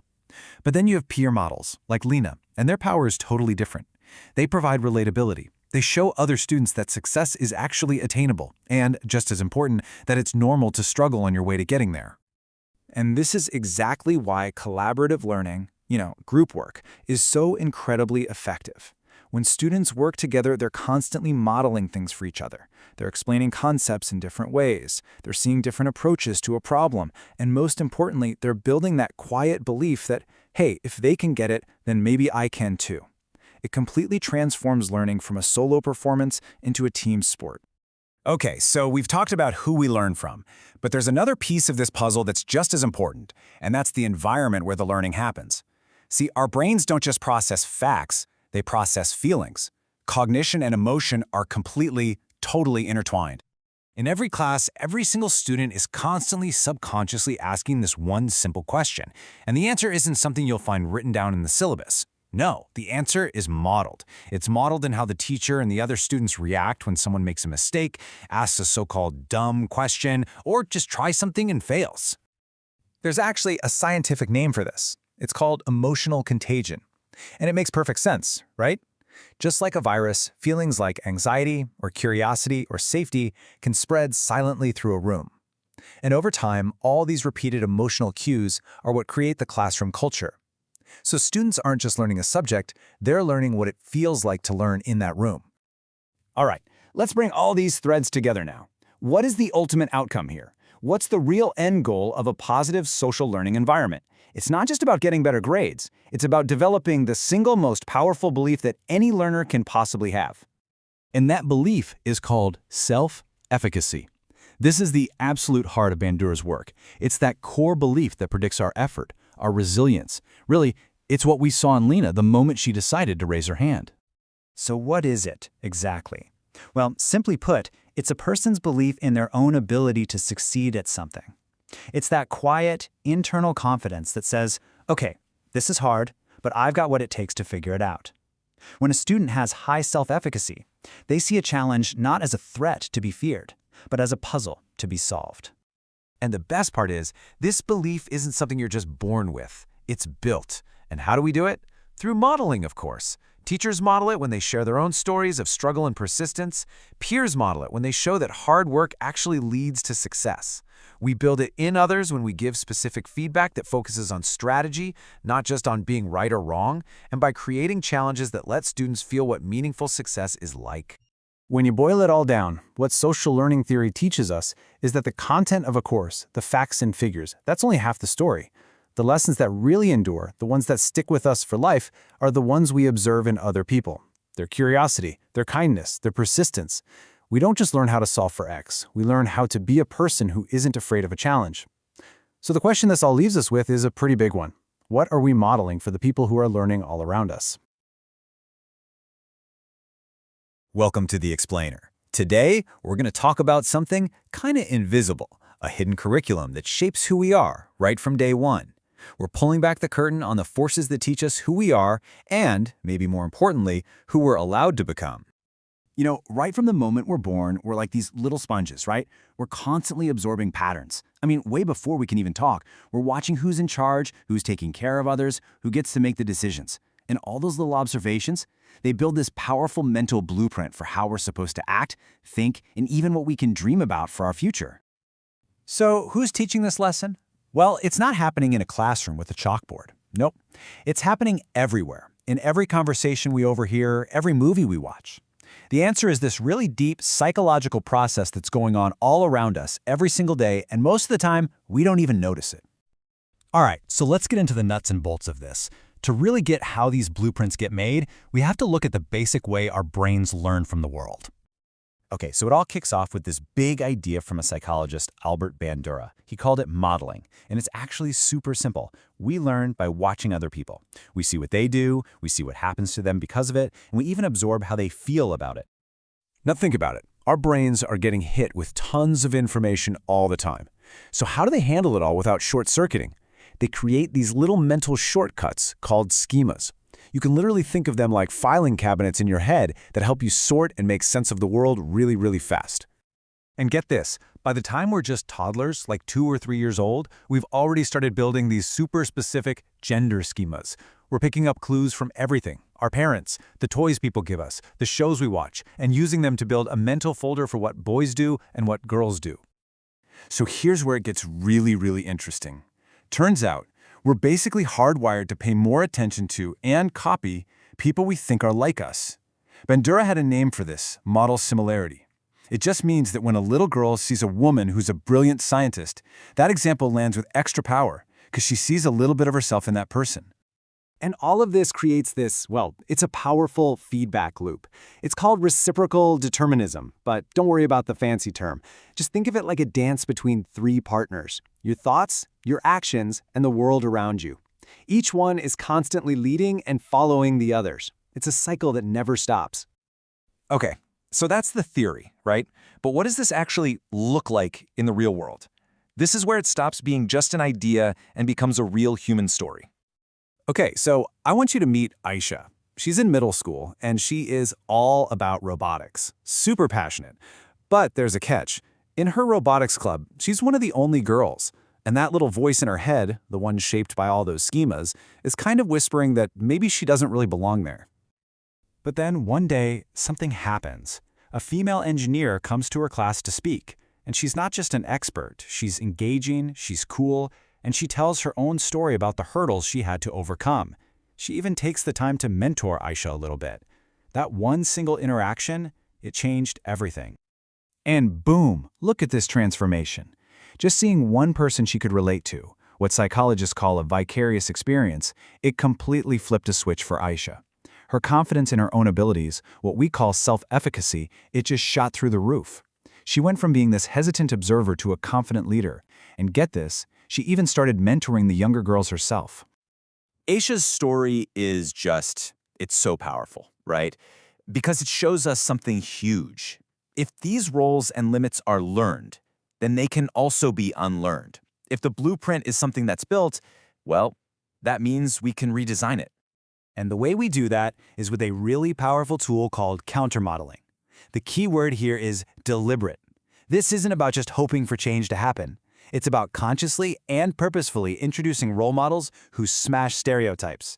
And, just as important, who show that breaking those molds leads to awesome things. Think about what this looks like. It's a male nurse who's absolutely beloved by his community. It's a female scientist winning awards for her incredible innovations. It's a dad showing what it means to be an active, caring parent. These examples are powerful because they're real. They show us that things like skill and kindness and leadership, they don't belong to any one category. You know, when you think about it, what's the biggest classroom in the world today? It's not a school, it's our screens. TV, movies, TikTok, you name it. That's the most powerful modeling system on the entire planet.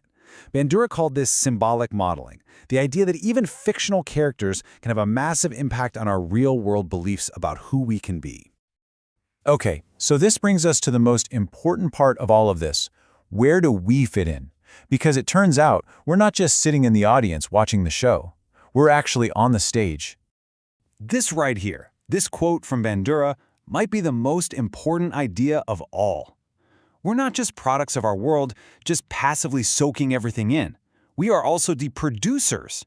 Every single day, we are actively helping to build the social world that everyone else lives in. So you see how this works, right? It's a loop. The models we see and internalize, they end up shaping our own behavior. And then our behavior, the things we choose to do and say, becomes the model for the next person, for the next generation. It's a cycle that we are all a part of, whether we realize it or not. And that leaves us with one last really big thought. Every single day, in big ways and in small ways, the people around you, your kids, your friends, your coworkers, they're learning from your example. So the question isn't just what you're going to do, it's what story your actions will tell them about what's truly possible. So you grab your phone, right? You're just looking to kill a few minutes, and then boom, an hour's gone. We've all been there. But what if I told you that in that hour, you weren't just scrolling? You were actually in a classroom, a secret classroom, learning things you never even signed up for. I mean, you know that feeling, don't you? You're just scrolling through your feed and all of a sudden, you just feel different. Maybe you're a little more annoyed, or maybe you're suddenly super inspired. Or hey, maybe a little bit anxious. It happens to all of us. But here's the thing, it's not random. There's actually a powerful psychological process going on right under the surface. And that's really the big idea we're going to dive into. You see, you've just been in a classroom, and you didn't even know it. Every single one of those glowing screens in our lives, your phone, your tablet, your laptop, it's basically a classroom that never closes. It's open 24/7, and it's constantly shaping how we think, how we feel, and what we do, even when we're not paying attention. Okay, so to really get a grip on what's going on here, we've got to go back in time a bit. We need to talk about a psychologist named Albert Bandura. And this guy, well, he was a man who basically saw our digital future decades before any of it actually existed. So Bandura came up with this thing called social cognitive theory. And in plain English, it's the idea that we learn by watching other people. Simple enough, right?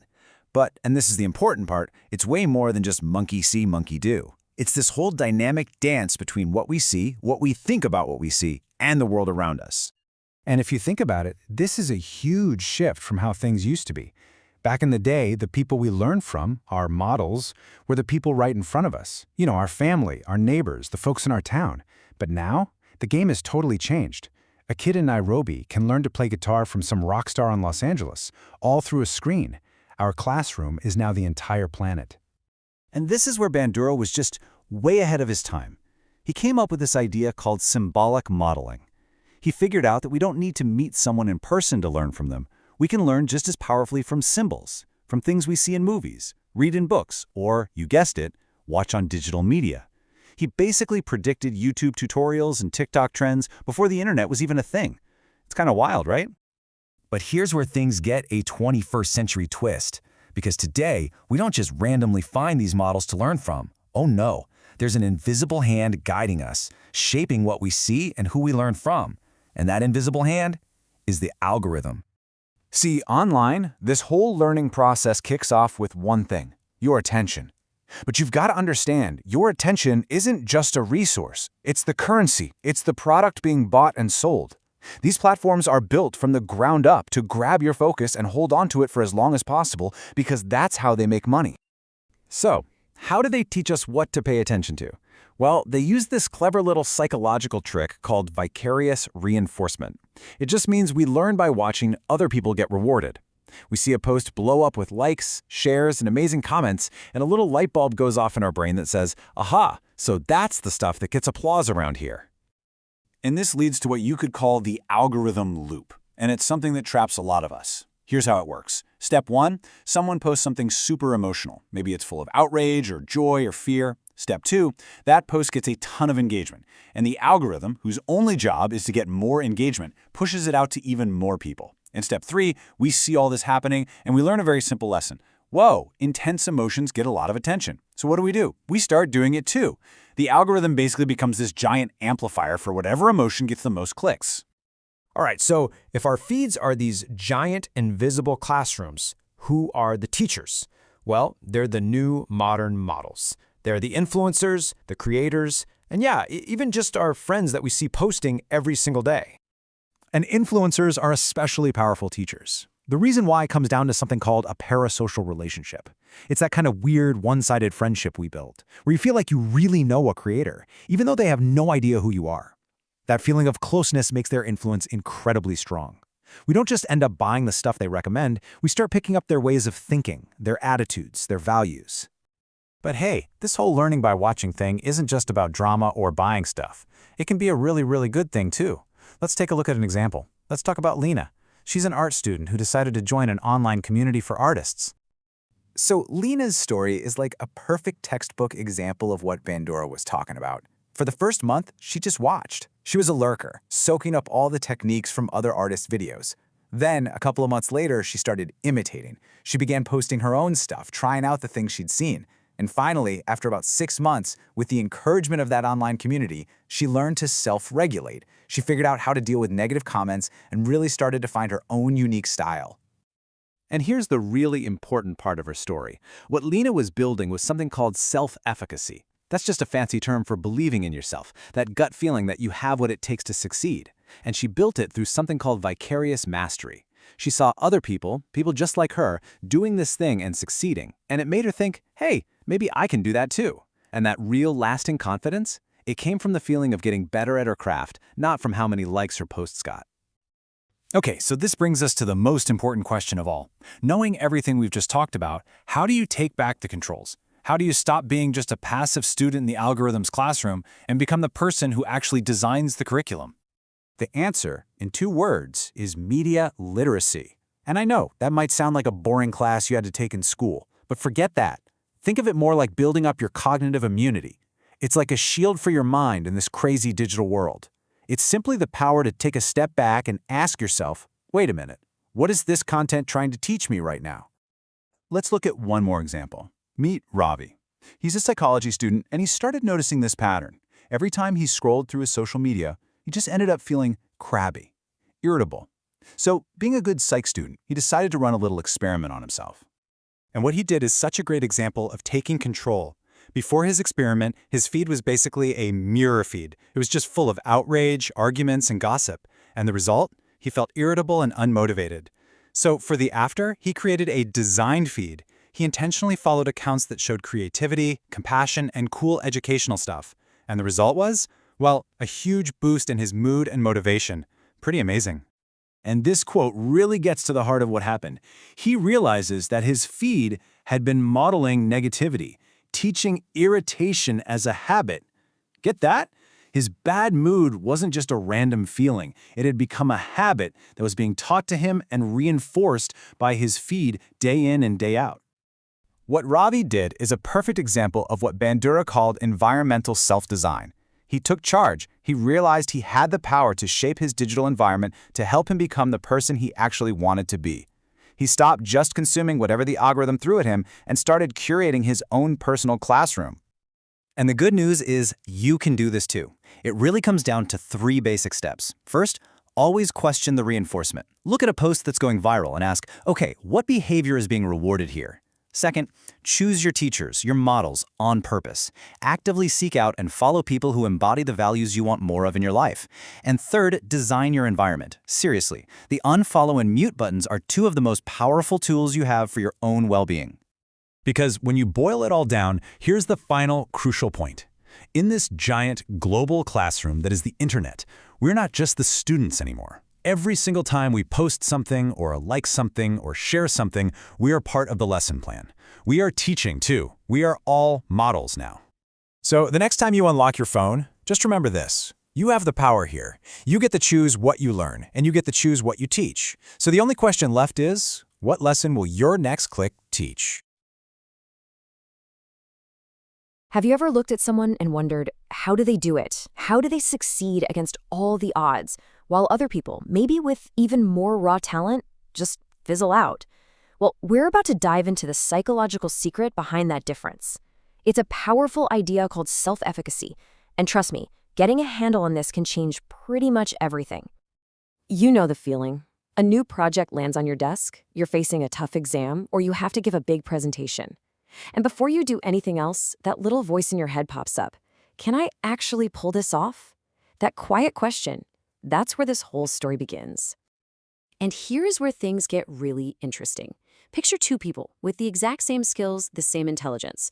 One of them just goes for it and nails it, and the other one, they hesitate, they stumble. Why? Well, according to the psychologist Albert Bandura, the guy who figured this all out, the game changer isn't their ability. It's what they believe they can do with that ability. Okay, so right off the bat, we need to get this straight. Self-efficacy is not the same thing as self-esteem. Self-esteem is your overall feeling of self-worth, right? It's the big picture, I'm a good person. But self-efficacy is way more specific. It's laser-focused on a task. It's that belief, I can nail this presentation, or I can learn how to code. You can have great self-esteem, but have really low self-efficacy for public speaking. It's all about your perceived capability for that one thing. So if this belief is so powerful, how in the world do we get more of it? Well, the good news is it isn't some magical positive thinking nonsense. Self-efficacy is forged from actual, real-world evidence, and there are 4 main ways we build up this practical, rock-solid confidence. Bandura pointed to these 4 big sources. We've got mastery experiences, vicarious experiences, verbal persuasion, and our own physiological states. You can think of them like the 4 legs on a really sturdy table of confidence. Let's break them down, one by one. First up, and by far the most powerful, is mastery. It's really simple. Success breeds success. Every single time you struggle with something and then figure it out, you're putting a little check mark in a mental folder labeled, "See, I can do hard things." These small wins start to stack up, and they build a genuine, deep-seated belief in what you're capable of. Next up are vicarious experiences. This is all about the power of seeing someone else do it. That little thought you see on the screen, if they can, so can I, is incredibly potent. When we see someone we can relate to, a friend, a coworker, a mentor, tackle a challenge and win, it literally rewires what we think is possible for ourselves. This is why having role models is so important. And the last 2 sources are verbal persuasion and our physiological state. Now, verbal persuasion isn't just someone saying, "You got this." It's specific, genuine encouragement from a person you actually trust. And our physiological state? That's about how you read your own body. You feel your heart racing before a big interview. Is that panic? Or is that your body getting amped up, getting ready to perform? People with high self-efficacy have learned how to tell themselves it's the second one. All right, so that's the theory, but what does this actually look like out in the wild? Let's take a look at a couple of real-world examples from a college classroom all the way up the corporate ladder. Let's talk about Marcus. Marcus is a college kid, and he walks into a statistics class on day 1 absolutely convinced of one thing: I'm just bad at math. His self-efficacy for this subject is basically 0. So what happens? Of course he bombs the first quiz. It's a classic self-fulfilling prophecy. He believed he'd fail, so he did. But this is where the story flips. His professor is smart. She doesn't just tell him to study harder. She starts giving him small, manageable problems she knows he can solve. Each right answer is a little mastery experience, building his confidence brick by tiny brick. By the end of the course, he's actually tutoring other students. And here's the kicker. His skills got better, but only after his belief that he could get better changed first. Efficacy had to come before excellence. And this belief system totally changes how we learn. Students who feel capable, who have high self-efficacy, they go for deep learning. They want to know the why behind things, to connect the dots. But students with low self-efficacy, they often fall back on surface learning, just cramming and memorizing enough to pass the test and, most importantly, avoid the feeling of failure. It's not about being smart, it's about feeling in control. And believe me, this does not stop after you graduate. The challenge just changes shape. Early in your career, you're trying to build that base level of confidence, often with a mentor. Mid-career, it's all about adapting, learning a new software, taking on a leadership role. And later in your career, it's about believing you're still relevant, that you can still contribute as the world changes. The core battle for self-efficacy is always there. Think about Nora, a young woman starting an engineering internship. She's in a place where she doesn't see a lot of people who look like her, and she's feeling hesitant. But then, one person, a senior female engineer, takes her under her wing. Just one mentor. By giving Nora real tasks, specific feedback, and just being a living example of success, she provides those vicarious experiences and that verbal persuasion. It can literally just take one person to unlock everything. Now let's zoom out. Because self-efficacy isn't just some individual's superpower. This idea scales up to whole teams. And you guessed it, it's being totally shaken up by the technology we use every single day. Bandura had a term for this: collective efficacy. It's the shift from "can I do this" to "can we do this?" Teams that have a high shared belief in their own power, well, they communicate better, they don't give up when things get tough, and they just flat out achieve more. They see a roadblock as a puzzle to solve together, not as an excuse to point fingers. And technology, wow, it's a real double-edged sword here. On the one hand, tech can be an amazing coach. Think about learning a language with an app that gives you instant feedback, or a flight simulator for a pilot. Those are powerful mastery experiences. But on the other hand, tech can be a brutal evaluator. Social media, leaderboards, they can trap us in a cycle of constant comparison that just chips away at our confidence. Okay, so this all leads to the most important question, right? How do we take the steering wheel? How do you actually become the author of your own story of confidence? If you remember one thing from all of this, let it be this. Self-efficacy is not a fuzzy feeling you have to wait around for. It is a skill. And just like any other skill, learning guitar, getting good at a video game, it can be developed. You can practice it. You can train your own confidence deliberately and systematically.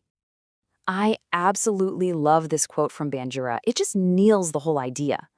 People are producers of experience, not merely products of it. What he's saying is we're not just passengers getting knocked around by life. We are in the driver's seat. We can choose to seek out challenges, to reframe our failures, and to actively build the case for our own competence.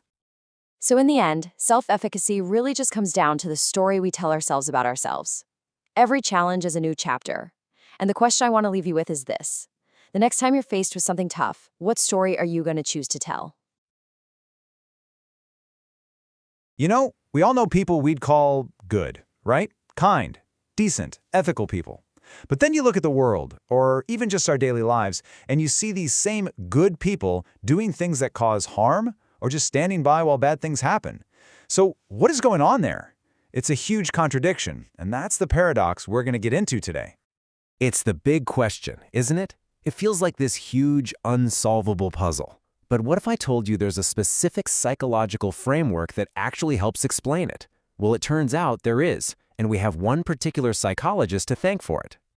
And that psychologist was Albert Bandura. See, he looked at this problem and wasn't happy with the easy answers. Oh, they're just secretly bad. He knew it was more complicated. And to explain this paradox, he developed a really powerful idea, the theory of moral disengagement. Okay, so moral disengagement. Sounds a little academic, but the idea is actually pretty simple. It's not about suddenly becoming a bad person or losing your morals for good. It's more like finding a mental off switch for your conscience in specific situations. It's a set of mental tricks we play on ourselves so we can act against our own values without feeling all that guilt. Think of your conscience kind of like an internal alarm system. When it's engaged, that's the stuff on the left. It's working perfectly. It keeps you on track with your values, you feel proud when you do the right thing, and you feel that little pang of guilt when you don't. But when it's disengaged, well, you've pretty much just hit the snooze button on that alarm. The justifications take over, and you can do something harmful without the alarm ever going off. So, how exactly do we hit that snooze button on our own conscience? Well, it's not random. Bandura found that it happens through a series of really specific, predictable psychological moves our brains make. In fact, he pinpointed 8 of them. That's right, 8 distinct mental loopholes we use to give ourselves a moral free pass, even when deep down, we probably know better. And these 8 tricks aren't just a random list. They actually group together pretty neatly into 3 main categories. So let's walk through them right now. So let's start with the first category. This whole group of tactics is about one thing, changing how we see the bad behavior itself. It's all about spinning the story to make a harmful act seem, well, not so harmful, maybe even righteous. First up is moral justification, and wow, this one is powerful. This is when you take a destructive act and frame it as serving some kind of higher, noble purpose. The action isn't just excused anymore, it's actually turned into something virtuous. Next, we've got euphemistic labeling. Language matters a lot.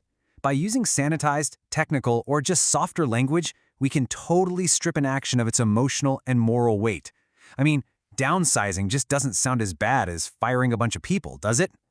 And the third trick in this category is called advantageous comparison. This is the classic, well, what I did wasn't as bad as what they did. You minimize what you've done by putting it next to something way, way worse. By comparison, your action suddenly looks pretty small. Okay, so let's say you can't really reframe the act itself. What's the next option? Well, you shift the blame. This next batch of tactics isn't about the what anymore, it's about the who. It's the ultimate "it wasn't my fault" defense. And this plays out in 2 main ways. You can displace the responsibility, that's pushing the blame upwards to some authority figure, I was just following orders, or you can diffuse the responsibility, that's spreading the blame out sideways. If everyone is doing it, then no single person feels all that responsible. And that brings us to our third and final category of these loopholes. This group is all about disconnecting from the real-world harm that our actions cause. You do this by either distorting the effects or, even worse, by blaming the victims themselves. And here we get to what is maybe the most chilling mechanism of all: dehumanization. When we start labeling victims, stripping them of their humanity, and seeing them as less than human, our ability to feel empathy just switches off. Our moral rules just don't seem to apply to them anymore. The last two tactics here also twist the outcome. First, you can just disregard the consequences, minimizing the negative impact by saying it wasn't a big deal. But then it can go a step further with attribution of blame. This is where you do a complete moral backflip and convince yourself that the victim actually had it coming. Now, the most important thing to get here is that this isn't just some abstract theory from a textbook. This is happening all around us, every single day. So let's look at a really clear example of how these mechanisms play out in our very digital world. Let's think about a guy named Eli. He's a college student. He gets into an online gaming community, and what starts out as just trash talk slowly turns into real harassment of new players. And Eli finds himself right in the middle of it, joining in. So eventually, someone confronts him about his behavior, and this is his defense. This one sentence is a perfect example of moral disengagement in action. Can you already spot which loopholes he's using? Let's break it down. First, he's using euphemistic labeling by calling harassment just jokes. Then, he's using diffusion of responsibility. That's the everyone does it part. And finally, he's completely disregarding the consequences by claiming nobody takes it seriously. Those three things together create this powerful moral shield that lets him off the hook in his own mind. Okay, so this might all be sounding a little bit depressing, but here is the really good news. Just as easily as a conscience can be disengaged, it can also be re-engaged. We can actually learn to spot these loopholes in ourselves and actively work to shut them down. And there are clear ways to do this. Personalization is the antidote to dehumanization. You focus on the victim's humanity, their face, their story. Responsibility training fights that diffusion of blame. It forces us to ask, what was my specific part in this? And empathic modeling is all about finding better examples to follow, people who lead with compassion. And this really gets to the heart of what Bandura was trying to tell us. Our morality, our goodness, it isn't some fixed thing we're born with. It's more like a muscle. It can get weak if we let ourselves off the hook with little justifications, but it can also be strengthened through awareness, empathy, and just plain intentional practice. So I'll just leave you with this final thought. Now that you know these psychological loopholes exist, how can you start spotting them? Not just out in the world, but in yourself. And maybe more importantly, how will you choose to actively practice moral engagement in your own life, starting today? Have you ever stopped to think about emotion as a skill? Something we actually learn, just like we learn to read or ride a bike? Well, today we're going to dive into this really fascinating idea that empathy isn't just something we have or don't have. It's a curriculum, a class we're all enrolled in from day one. And this quote right here, it just nails it. Emotion is our first language. It's how we made sense of the world way before we had words for anything. It's how we figured out if we were safe, if we were loved. This means our ability to feel with other people isn't just some soft skill. It's probably the most advanced thing we ever learn. So that's the big question, right? How does this even happen? I mean, it feels so automatic, so deep in our bones. But there is a remarkable science to it, a learning process that starts in our biology and ripples out into every single conversation, every interaction we have. Let's start by looking deep inside the brain. Okay, so our journey into empathy starts right here, inside our own heads. Before we can learn anything from the world around us, our brains have to be wired for it. We come into this world with this built-in biological spark that makes all of this possible. And this is where it gets so cool. Scientists have found these incredible brain cells called mirror neurons. Just think of them as the brain's empathy wiring. They are the reason you physically flinch when you see a skateboarder fall, or you get that little pang when you see someone get a paper cut. So it's basically this lightning-fast chain reaction, and it happens without you even thinking about it. Step 1, you just see someone having a feeling. They're laughing their head off or they're crying. Instantly, your mirror neurons fire up, almost like you were the one laughing or crying. And the result? You feel this echo of their emotion. It's not just sympathy. It's your brain creating a genuine physical reflection of what they're feeling. We are literally hardwired for connection. But, biology is only half the story. That biological spark needs fuel, and that fuel comes from our environment. Our very first classroom for emotion isn't a school. It's our earliest relationships. And the key idea here comes from a psychologist named Albert Bandura. His whole thing was that we are constantly learning just by watching. We're like little sponges, soaking up everything: how people act, how they succeed, and crucially, how they feel. We learn how to be compassionate the same way we learn everything else, by watching. Bandura had this cool idea called reciprocal determinism. It sounds complicated, but it's really not. It's this feedback loop. Your social world, the people around you, influences your private thoughts and feelings. Those feelings then drive how you act, and your actions in turn change the environment around you. It's this constant cycle where we're all students and teachers of emotion at the same time. And this really shows that learning to handle our emotions isn't something we're born with, it's something we're taught. Think about it. When a kid sees their parent respond to a spilled drink with a deep breath in a paper towel instead of yelling, they're learning a profound lesson about frustration. And over thousands of these little moments, we build the emotional habits we'll use for the rest of our lives. Okay, so the theory is great and all, but let's see how this stuff actually works in the real world. I want to share a quick story that just perfectly shows how one tiny modeled action can create this huge ripple effect. So just picture this, a 5th grade classroom. Water goes everywhere. And for a 10-year-old, this is mortifying, right? The whole class turns to look. What happens in the next 10 seconds is a masterclass in social learning. This is the key moment. Before anyone can even laugh or say anything, one kid just jumps up to help. That's the modeled behavior. But just as important is what the teacher does. She smiles and gives it a name. That's teamwork. With just 2 words, she put a gold star on that behavior for the whole class to see. And boom, there's the ripple. That first action, now that it's been rewarded, gets copied instantly. Suddenly, 3 more kids are helping clean up. And what could have been a really embarrassing moment for Jalen completely transforms. It becomes this moment of collaboration, of connection, even laughter. I mean, that is social emotional learning happening right in front of your eyes. So that classroom example is so powerful for in-person modeling, but let's be real, today our emotional role models aren't just the people in the same room. They're on our phones, our TVs, our computers, and they are shaping our empathy on a massive global scale. And what's wild is, it's really just 2 sides of the same coin. Bandura's most famous experiment, the Bobo doll study, proved that kids who watched an adult punch a doll would then go and do the exact same thing. But here's the amazing part. The same exact learning principle works for kindness. The brain's mechanism for learning by watching is totally neutral. It all just depends on what we show it. So yeah, every movie we watch, every feed we scroll, every story we consume, it's all part of our empathy curriculum. And this is why the stories we choose matter so much. They can numb our ability to feel for others, or they can expand it, teaching us to care about people and places we've never even met. It can build walls, or it can build bridges. All right, let's get to the final, and I think maybe the most important piece of this whole puzzle.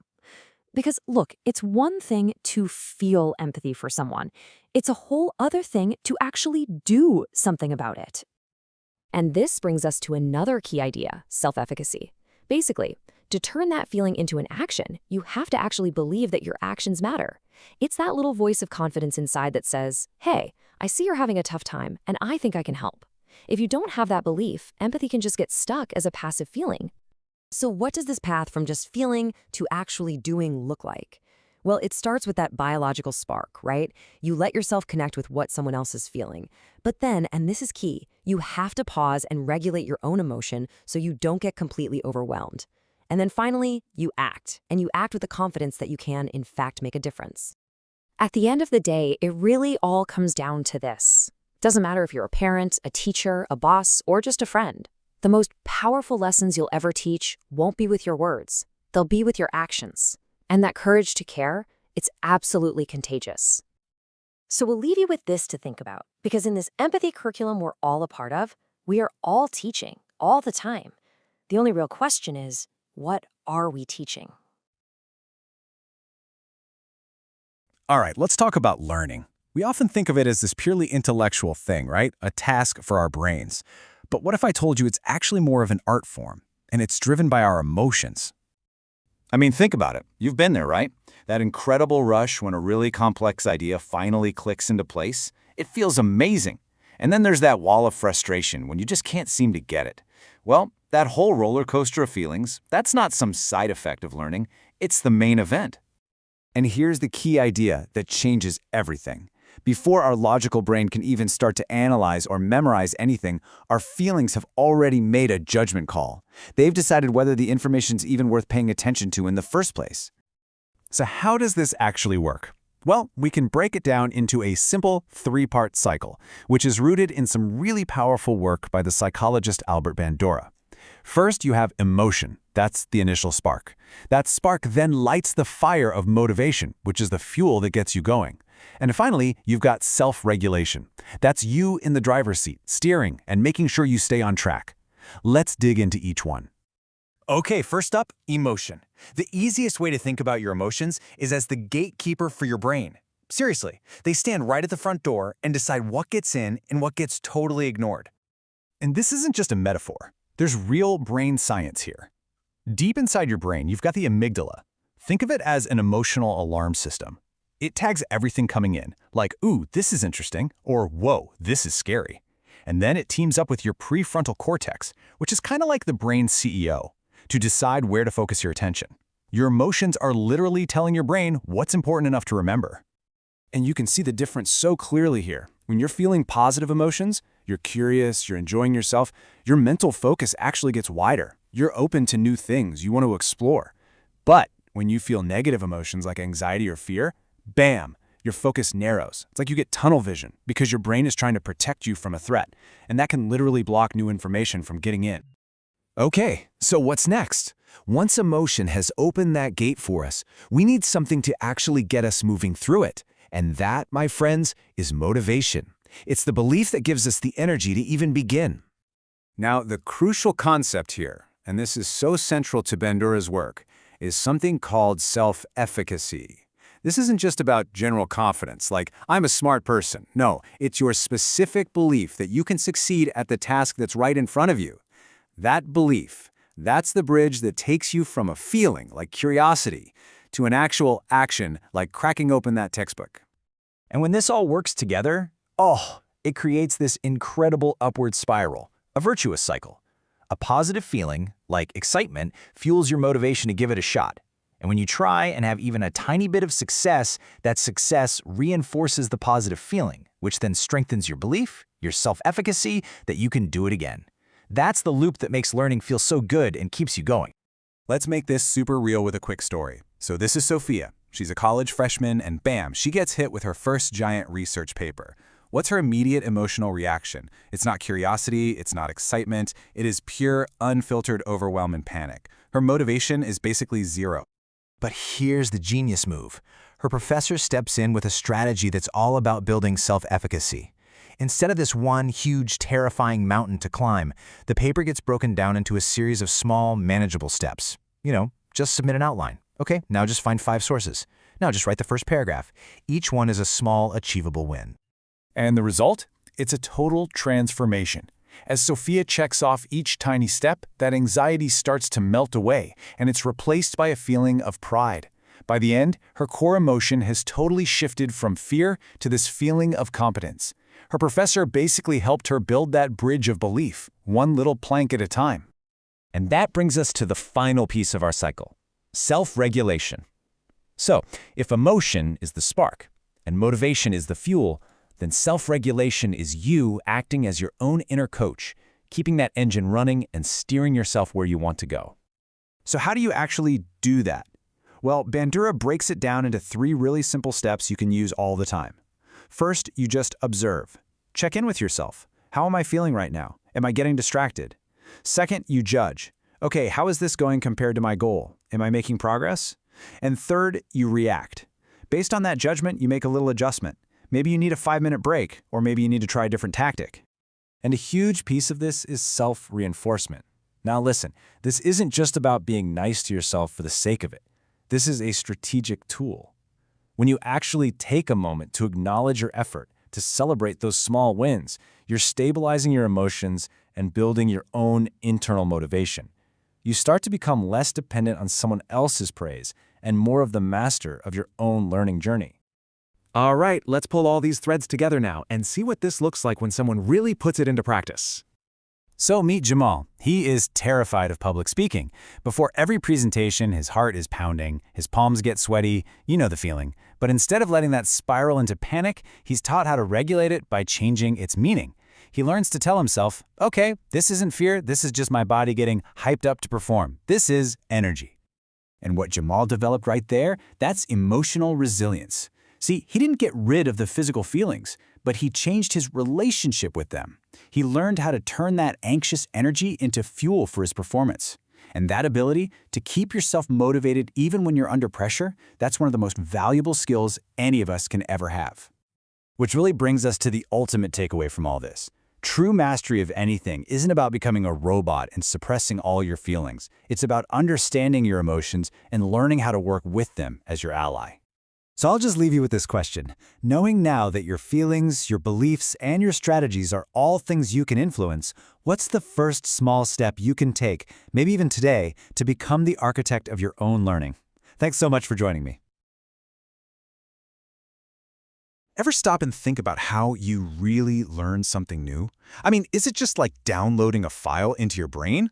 Well, today we're going to dig into a pretty revolutionary idea that says you're not a hard drive at all. You're an architect. So let's get into it. Yeah, this quote right here, it just nails it. For literally centuries, education was all about filling up students, these so-called empty vessels, with a bunch of facts. But this idea, constructivism, it completely flips that on its head. It says learning is an active, messy, creative process. You're not just getting knowledge, you are actually making it. So yeah, let's start with that big idea, learning as construction. At its heart, constructivism just totally reframes how we think about learning, pushing us from being, passive listeners to becoming active builders of our own understanding. Okay, so here's the textbook definition. But the words that really matter here are active agents. What does that even mean? It means that every single time you learn something, you're filtering it through your own unique lens. Your past experiences, what you believe, your culture, all of it. You're actively making sense of things, not just memorizing them. Right, so if we're all builders, how does that construction job actually get done? Well, to figure that out, we've got to start by looking inside the mind, at the individual's own private blueprint for building knowledge. And to do that, you have to meet Jean Piaget. You can think of him as the original theorist of the inner architect. He was absolutely fascinated by how we, especially kids, build our mental models of the world, piece by piece, basically from the inside out. Piaget called this cycle of equilibration, and trust me, it's happening in your brain constantly. Let me make this super simple.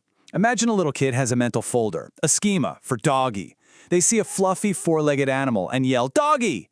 That's assimilation. It fits neatly into their existing folder. Easy. But then they see a cat.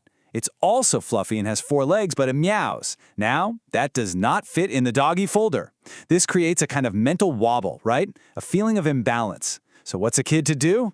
They accommodate. They have to create a brand new folder called Kitty. And just like that, boom, they've reached equilibration, a new, more complex and balanced understanding of the world.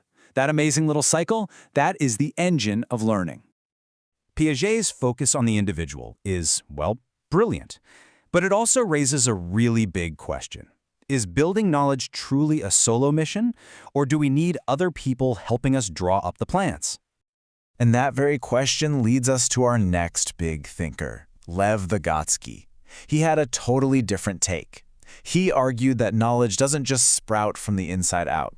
He was convinced it comes from the outside in, that it's built first between people, and only then does it get inside our own heads. And this chart just lays out the difference perfectly. If Piaget saw a learner as this lone scientist in a lab, running experiments and figuring things out on their own, Vygotsky saw them as an apprentice in a workshop, learning by doing right alongside others. For Vygotsky, learning is social at its core. Now, Vygotsky's most famous idea is something called the Zone of Proximal Development, or ZPD. Just think of it as the absolute sweet spot for learning. It's that magical territory where a task is just a little too tough for you to handle alone, but you can totally nail it with a little help from a teacher or a mentor or even a peer. That's the zone where real growth happens. This little story shows the ZPD in action beautifully. So, a student asks her philosophy professor for the right answer. But the professor, she doesn't just hand it over. Instead, she offers support, what we call scaffolding, just by trusting the student to talk through her reasoning. And in that supportive quiet, the student crosses her own ZPD. She builds that understanding for herself. That, right there, is the art of great teaching. Okay, so we've got Piaget's inner world of individual construction on one side, and Vygotsky's outer world of social learning on the other. How do you possibly connect them? Well, that brings us to our third major figure, Albert Bandura, who basically built a bridge between these two worlds. See, Bandura's social cognitive theory doesn't make you choose a side. Instead, it shows us that learning is this constant dynamic dance between three things: your own internal thoughts, your environment, and your actions. Think about it. If you believe you're good at math, that's a personal thing. You're probably more likely to actually do your homework. That's a behavior. And that leads to your teacher giving you praise, an environmental thing, which then reinforces your original belief that you're good at math. It's not a one-way street. It's a never-ending feedback loop. He called this triadic reciprocity, and this diagram shows you exactly how that loop works. Let's just trace it for a second. Your cognition, your beliefs about yourself, drives your behavior. That behavior then gets a reaction from the environment, like a high five or maybe a challenge from a classmate. And as you can see from the arrows, that feedback comes right back around to shape your beliefs. It is a constant, evolving dance between you, your mind, and the world around you. So, we've met the inner architect, the social builder, and the guy who built the bridge between them. But what does all this theory actually mean? How do we take these big ideas and use them to build a better way to learn out in the real world? Anytime you see these things happening in a classroom, you are looking at constructivism in action. Group projects, students teaching each other, lively debates. That all comes from Vygotsky's idea of social learning. And look at that crucial shift in the teacher's role. They're not some all-knowing authority anymore. They're a facilitator, a guide who's there to help students build their own knowledge. This Science Circle story is just a perfect snapshot of this. These students aren't just memorizing facts about water filters, they're actually living it. They're arguing over ideas, they're learning from their mistakes, and they're celebrating their breakthroughs together. The teacher is there asking smart questions, but the students are the ones doing the heavy lifting, doing the real construction. They are literally building knowledge, side by side. And that brings us to this really powerful closing idea. Constructivism isn't just another learning theory. It's a completely new vision for what education can be. It's so much less about just passing down information and so much more about inviting us all to take part in this shared, ancient human project of making sense of the world. So, the next time you set out to learn something, anything at all, just remember this. You are not an empty vessel waiting to be filled up. You are an architect, actively designing and building your own unique structure of knowledge, shaped by the world and the amazing people all around you. So the only real question left is, what are you going to build next? Have you ever really stopped to think about the words you use every day? I mean, not just what they mean, but what they actually do. Well, today, we're diving deep into the connection between our language and, get this, the very fabric of our reality. We're going to explore how the words we speak don't just describe our world, they're actually building it. So let's get into it. Seriously, think about it for a second. That little voice in your head, the one that's narrating your life right now, planning your day, worrying about that email, where did that come from? Is it really your voice? Or is it something you picked up along the way? It's one of the biggest questions in psychology, and the answer? Well, it's pretty mind-blowing. And this quote just nails it. We usually think of language as a mirror, right? It just reflects the thoughts that are already rattling around in our heads. But what if it's more than that? What if it's also the architect, the one drawing the blueprints and laying the bricks, literally constructing our consciousness from the ground up? So that leads us right into this huge puzzle in psychology. It sparked this classic debate between two of the field's heaviest hitters. And they were both trying to answer a question that sounds simple but is anything but. Which comes first, the thought or the word? Okay, so in one corner, you've got Jean Piaget. His theory was that we first go out and experience the world, building these little mental folders or schemas about how stuff works. Then we find the words to stick on the labels. So for Piaget, it's simple. Thought drives language. But in the other corner, you have Lev Vygotsky, and he argued the complete opposite. He said, no. We first hear language from the people around us, and that social chatter slowly gets absorbed, becoming the engine for all of our complex thoughts. For Vygotsky, language is what drives thought. Vygotsky's big idea here is something he called inner speech, and it's a wild concept when you really think about it. He said that voice in your head, it didn't start with you. It actually began as the voices of your parents, your teachers, your friends. You literally took the conversations happening around you and pulled them inside, and that became your internal monologue for everything from thinking to talking yourself into or out of doing something. But Piaget's idea is just as powerful. He saw kids as these little scientists, right? They're constantly running experiments, building these mental blueprints, their schemas, from pure experience. A kid drops a spoon, it falls. They build a schema for gravity long before they know the word. The word fall just comes later, as a handy tag for a concept they've already figured out all on their own. For him, language is for organizing, not for creating. So, who's right? It's a total chicken or the egg situation, isn't it? Well, along comes another psychologist, Albert Bandura, and he offers this brilliant bridge between the two. He called it symbolic modeling. He basically pointed out that, hey, language lets us learn about things we've never even seen or done. Think about it. Through stories, through instructions, we can learn about courage or danger or what it was like to live 100 years ago, all without having to experience it firsthand. Language just explodes our world way beyond our immediate surroundings. And that idea takes us from our own private thoughts out into the world we all share. Because if our own language builds our personal thoughts, it makes sense that our shared language builds our shared reality. Let's look at a super simple example of how this plays out. Remember playing tag as a kid? Okay, what's the actual goal of the game? Believe it or not, your answer might totally depend on the word your language uses for it. So in English, we call it tag, and that word puts all the focus on that one single moment, the touch. That's the whole point. But in Spanish, one of the words for it is pia pia, which is all about the act of chasing and catching. It's a subtle difference, but it's actually profound. The two words describe the same game, but create a slightly different reality for the players, pointing their attention to different parts of the experience. Now let's scale that idea way, way up, far beyond the playground. Because so many of the most powerful forces that control our lives, the things we work for, live by, even die for, they only exist because we, as a group, have agreed on words for them.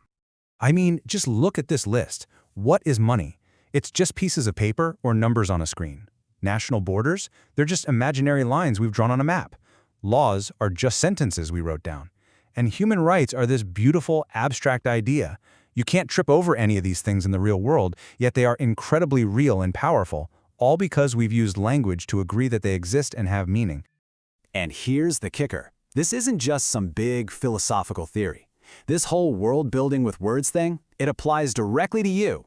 It shapes how you see everything, from the way time flows to how you think about yourself. So let's talk about time. In English, we have this really common way of talking about it, right? We talk about the week ahead or looking forward to something. The future is clearly in front of us, like a road we're walking on. Seems pretty obvious, doesn't it? Well, get this. For the Aymara people in the Andes Mountains, it is the exact opposite. In their language and even in their gestures, the past is in front of them and the future is behind them. Now, how on earth could that make any sense?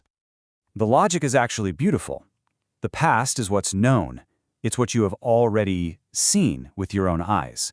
So naturally, it lies in your field of vision, right in front of you. The future, on the other hand, is completely unknown and unseen. So of course it has to be behind you, where you can't see what's coming. This is a perfect example of language acting like a cognitive lens. It's not that it traps you or prevents you from thinking differently, but it powerfully guides where you put your attention. It frames your whole perception of reality. The metaphors baked into your native language are quietly sculpting your worldview, probably without you ever even noticing. And this brings us to the really empowering part, the part where we can be conscious about it. We can actually choose our words to change our reality. You see, a label like criminal can end up defining a person's entire identity. But if we choose more inclusive language, like saying a person with a disability instead of a disabled person, we're putting their humanity first. And this is not just about being politically correct, it's a conscious choice. It's compassionate speech that helps us build a more dignified, more respectful world together. And that really is the bottom line. Every time we speak, every single time we choose one word over another, we are taking part in this incredible act of creation. We're not just passive observers watching reality unfold, we are its active architects. So, I'll leave you with this final thought. As you go about your day, just think about the incredible power that you hold in your vocabulary. The words you choose truly matter. They shape your own thoughts, they shape your relationships, and they shape our society. So the question is, what kind of world are you going to build with yours? Have you ever stopped and really wondered where your sense of right and wrong comes from? I mean, is it something you're just born with, something you learn, or something else? We're going to dive into that, because it turns out the answer is this really fascinating mix of our deepest feelings and the world all around us. So think about it for a second. When you're facing a tough choice, what's really in the driver's seat? Is it a list of rules you've memorized, a gut feeling, or maybe you're worried about what other people are going to think? This is the big question we're tackling today. All right, to make this real, let's picture this kid, Jordan. He sees the money fall. His friends are whispering, "Dude, keep it." And he feels that jolt, right? A racing heart. But it's so much more than that. It's this deep, emotional tug of war lighting up inside him. This isn't some math problem he's trying to solve. It's a battle being fought in his heart. And whatever he does next, well, that tells us everything about how morality is actually built. So the key to Jordan's choice, and to all of our choices really, it lies right here. It's our internal moral compass. And here's the twist. That compass isn't powered by cold, hard logic. Nope, it's powered by emotion.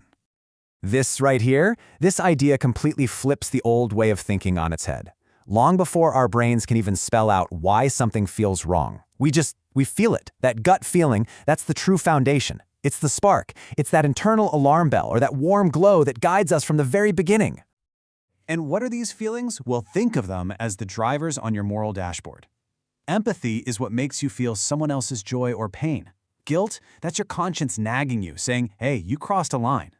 Pride is that amazing warmth you get when your actions line up with who you want to be. And shame, that's the powerful public sting of knowing you've let your community down. These are our guides. And get this, neuroscience actually lets us peek under the hood and see this happening. When you're facing a moral decision, it's not just one part of your brain that lights up. It's this lively conversation between your emotional centers, like the amygdala, and your logic center, the prefrontal cortex. Feeling and reasoning, they're in it together. And of all these emotions, you could argue that empathy is the superstar. It's the ability to not just feel for someone, but to feel with them. Pioneers like Carol Gilligan and Martin Hoffman showed us that we don't just help people because it's the right thing to do, we help because our compassion literally pushes us. It compels us to act. Okay, so if emotion is our internal compass, pointing us toward good, it still needs a map to navigate the world, right? And that map, well, that's handed to us by our culture. It doesn't change the compass itself, but it sure teaches us when to feel certain emotions and exactly how to show them. And you can see just how different those maps can be. The anthropologist Ruth Benedict pointed out these two broad approaches. In guilt cultures, pretty common in the West, morality is this private, internal conversation. You answer to your own conscience. But in shame cultures, often found in East Asia, morality is a public affair.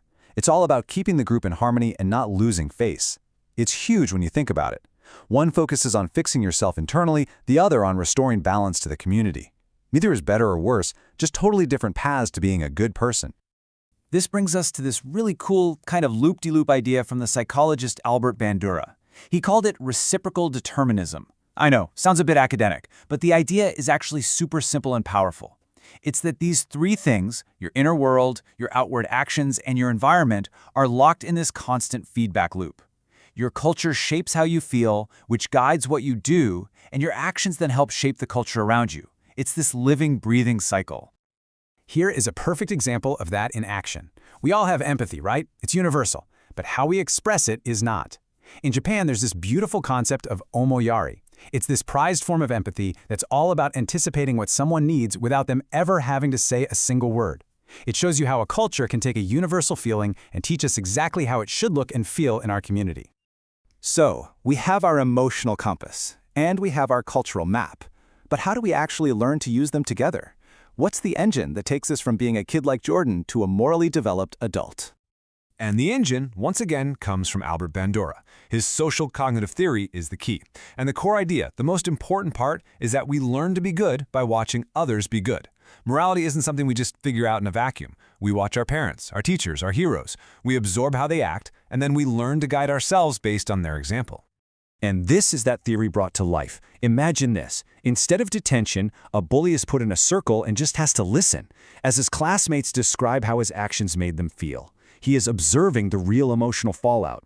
And in that moment, something clicks. He feels their sadness. His defensiveness just melts away, and a real, sincere apology is finally possible.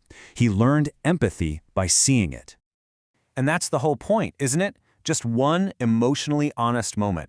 It was more powerful than weeks of detention because it reconnected his actions to their real human consequences. It repaired the trust. But here's the flip side. Just as we can learn to connect our feelings to our actions, we can also learn to sever that connection. It's called moral disengagement. We use these little mental tricks to quiet down our conscience. We might call something hurtful just business, or we might blame the victim, or say everyone was doing it. It's how we break that link between what we do and how we feel, which lets us act in ways that go against our own values. So let's zoom out a bit. In a world like ours, where all these different moral maps are constantly overlapping and bumping into each other, how do we navigate that? How do we find a way to connect on a deeper, more human level? A great story from a youth conference kind of gives us a clue. You have all these people from all over the world, and they cook a meal together. And they start to realize that even though their customs are different, some pray, some share a moment of silence, some just laugh together, the feeling underneath it all, that feeling of gratitude, is exactly the same. They're seeing the same moral core, just expressed in 100 different beautiful ways. And that really brings it all home. The way we learn to be good by watching and modeling, that works across cultures too. When we see kindness, when we see respect and compassion in someone else, it doesn't matter what their background is, we learn from it. Empathy becomes the bridge that connects our different worlds. And so, in the end, it all comes back to this one simple thing. Knowing that we are all constantly learning from each other. Knowing that our actions, big and small, create these ripple effects. The final question isn't about them, it's about you. In this hyper-connected world, what is the example you are going to set? We humans have this ancient trick. It's how we have learned forever, by watching each other. But what happens when you throw artificial intelligence and virtual reality into that mix? How does our oldest learning method handle our newest, craziest tech? That's what we're going to dive into. And really, that's the big question here, isn't it? You might think that with all these smart machines, learning from other people is becoming, obsolete. But what if I told you the exact opposite is true? What if that skill is more critical now than it has ever been? Okay, so to really get where we're headed, we actually have to go back in time. We need to look at this one incredible idea from a guy who, somehow, pretty much predicted all of this. All right, so we're talking about a psychologist named Albert Bandura and his social cognitive theory. Now, it sounds complicated, but the idea is actually super simple, and you do it every single day. You see someone do something, you think about it, you give it a shot yourself, and then the world, your environment, tells you how you did, right? Simple. But here's where it gets really fascinating. The crazy part? Bandura came up with this way before the internet was even a thing. No way he was thinking about AI tutors or VR simulations. And yet, his theory just nails it. It's the perfect way to understand what's happening now. Why?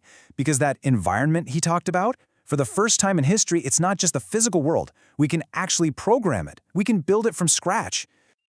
Okay, let's talk about the big one first, AI. It's popping up in classrooms and workplaces everywhere. And this forces us to ask a really tough question. Is AI this amazing learning partner, or is it just a crutch that's going to make us weaker in the long run? And you can really see the two sides of that coin right here. As a partner, AI is a game changer. It can tailor lessons just for you, give you feedback in a split second, and it never ever gets tired of your questions. No human teacher can do all of that. But then there's the other side. You could say the dark side. It's so easy to just become a passive learner, to just take the answers it gives you. We start doing what's called cognitive outsourcing. You know the feeling. Why bother remembering anything when your phone knows it all? And the real danger here is that we lose the skill of managing our own learning. We forget how to struggle through a problem ourselves. There's this really cool concept that helps explain this, called the extended mind. The idea is that your mind isn't just locked up inside your skull. Think about it. When you jot down a note, that piece of paper is literally an extension of your memory. When you pull up maps on your phone, the phone is part of how you navigate the world. And now, AI is becoming a part of how we think. So what's the solution? It isn't to just throw away the tech and pretend it doesn't exist.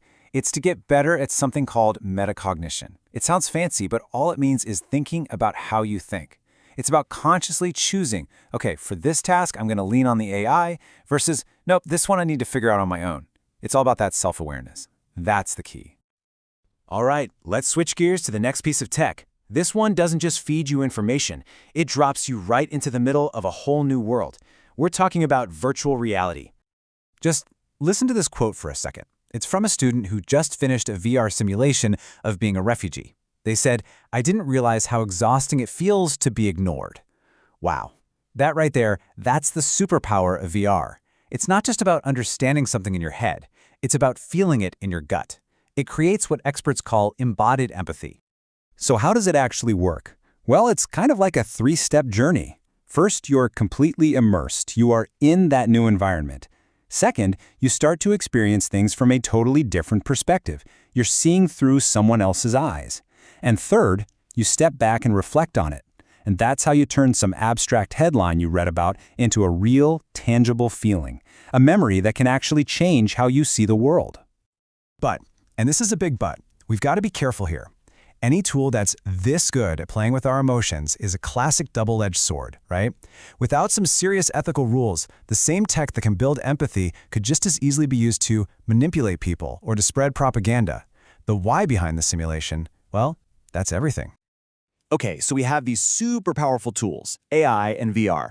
And that brings up a much bigger question, one about our place in all of this. What's our job? What does it even mean to be human when the machines around us are getting so incredibly smart? I mean, really think about that. If a machine can write an essay, compose a symphony, or spot a tumor on an X-ray, what's left for us to do? What's our most valuable, essential human skill going to be? Well, the answer might be this idea called meta-efficacy. It's a total shift in how we think about what we're good at. It's not about being confident that you're a great coder or a great writer. It's about being confident in your ability to learn the next thing, to adapt to whatever the world throws at you. It's not about what you know, it's about knowing that you can figure things out. And that leads to this huge shift in how we even think about knowledge itself. Forever, we've thought of knowledge as something you keep in your head, right? It's like a library of facts stored in your brain. But that's not the world we live in anymore. Today, knowledge isn't in one head, it's everywhere. It's in the network. It's spread out across our teams, our shared databases, and the connection between us and our tools. It's like we're moving from a solo act to a giant orchestra. The smartest person in the room is the whole room. Which brings us to the final and maybe most important point.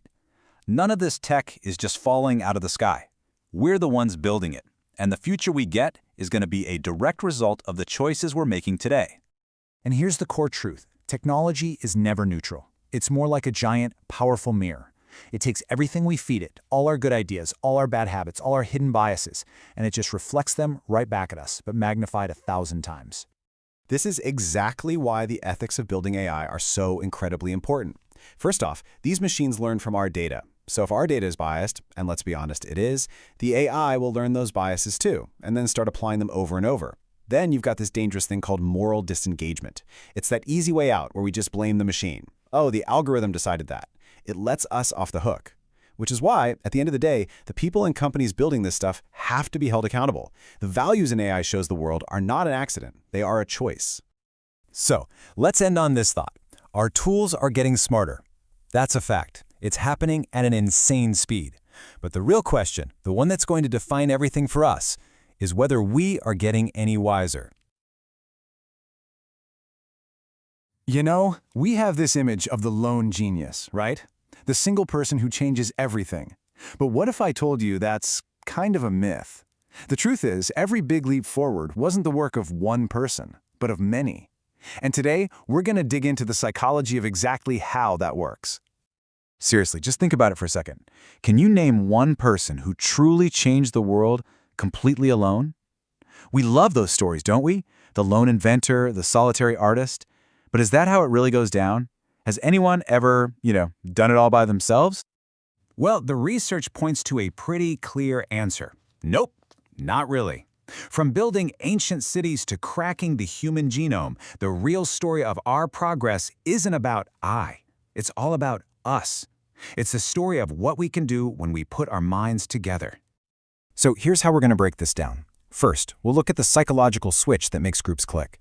Then, we'll get into how a group actually thinks together.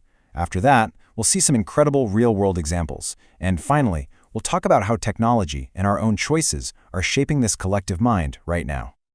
Okay, so where does this power of us even come from? Well, a psychologist named Albert Bandura really cracked the code. His work is basically the blueprint for understanding why some teams just take off, while others, well, they just don't. So Bandura's first big idea is something called self-efficacy. It's that little voice inside your head, that simple but super powerful belief that says, yeah, I got this, I can do this. It's all about individual confidence, but that's just step one. Now, this is where it gets really powerful. Bandura realized this same idea applies to groups. He called it collective efficacy. It's that moment when I can do this transforms into we can do this. It's that shared, rock-solid belief a group has that together they can pull off something amazing. This, right here, is the secret sauce. Okay, check this out. This classroom example just nails it. You take Classroom A, right? It's filled with individual rock stars, super confident, but they don't really work together. They actually underperform. But then you look at Classroom B. The students might be a bit more modest individually, but they are totally united. They believe in the team. And guess what? They absolutely crush it.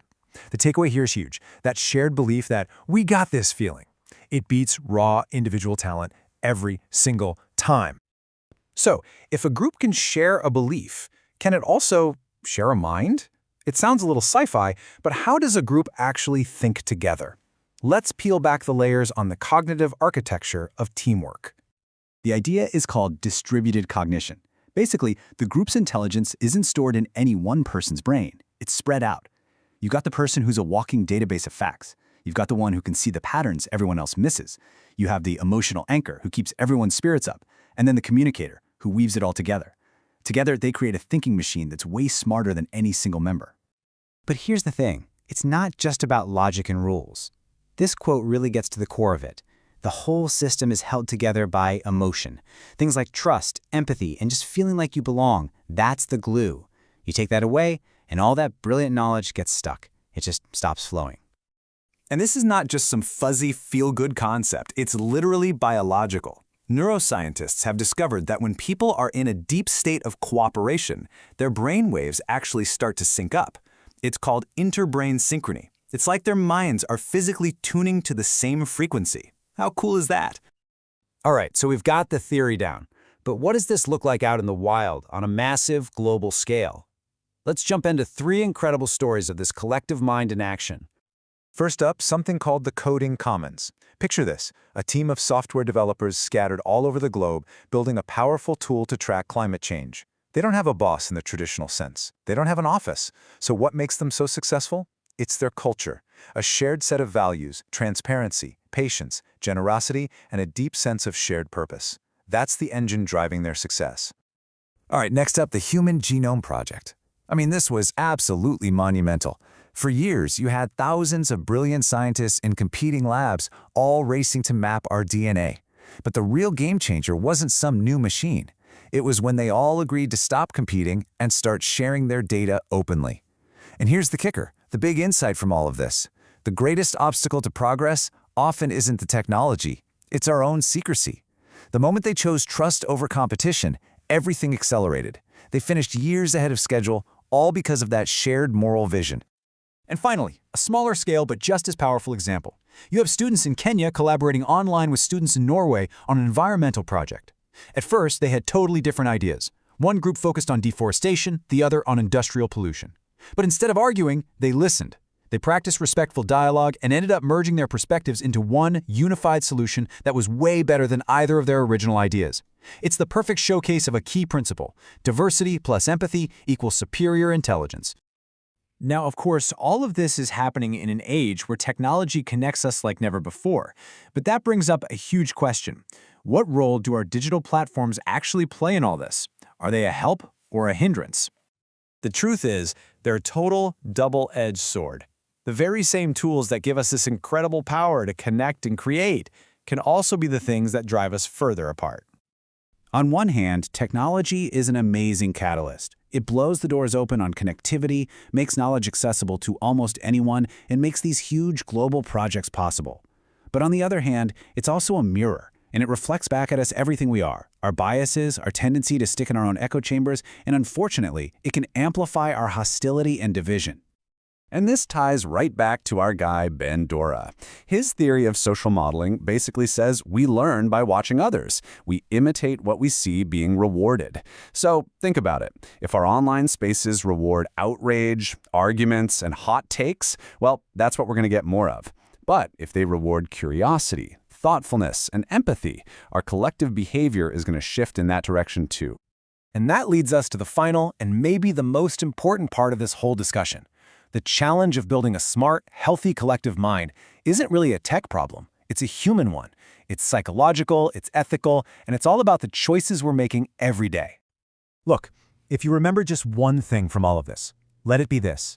The collective mind we're all building together, online and offline, is going to be a perfect reflection of us, its makers. It's going to mirror our best virtues, but also our worst flaws. The responsibility for what it becomes, that's on us. So what's the game plan? How do we move forward? Well, we have to be intentional about it. That means actively seeking out different viewpoints to break out of our echo chambers. It means we have to model things like humility and transparency ourselves. And it means we need to build and demand digital spaces that reward thinking things through instead of just reacting. So, that leaves us with one final, pretty big question to chew on. In this world where we're all connected, all the time, we're constantly shaping each other's thinking, whether we mean to or not. We're all contributing to this shared mind. So the question is, what are you putting into it? What virtues are you choosing to model for the rest of us?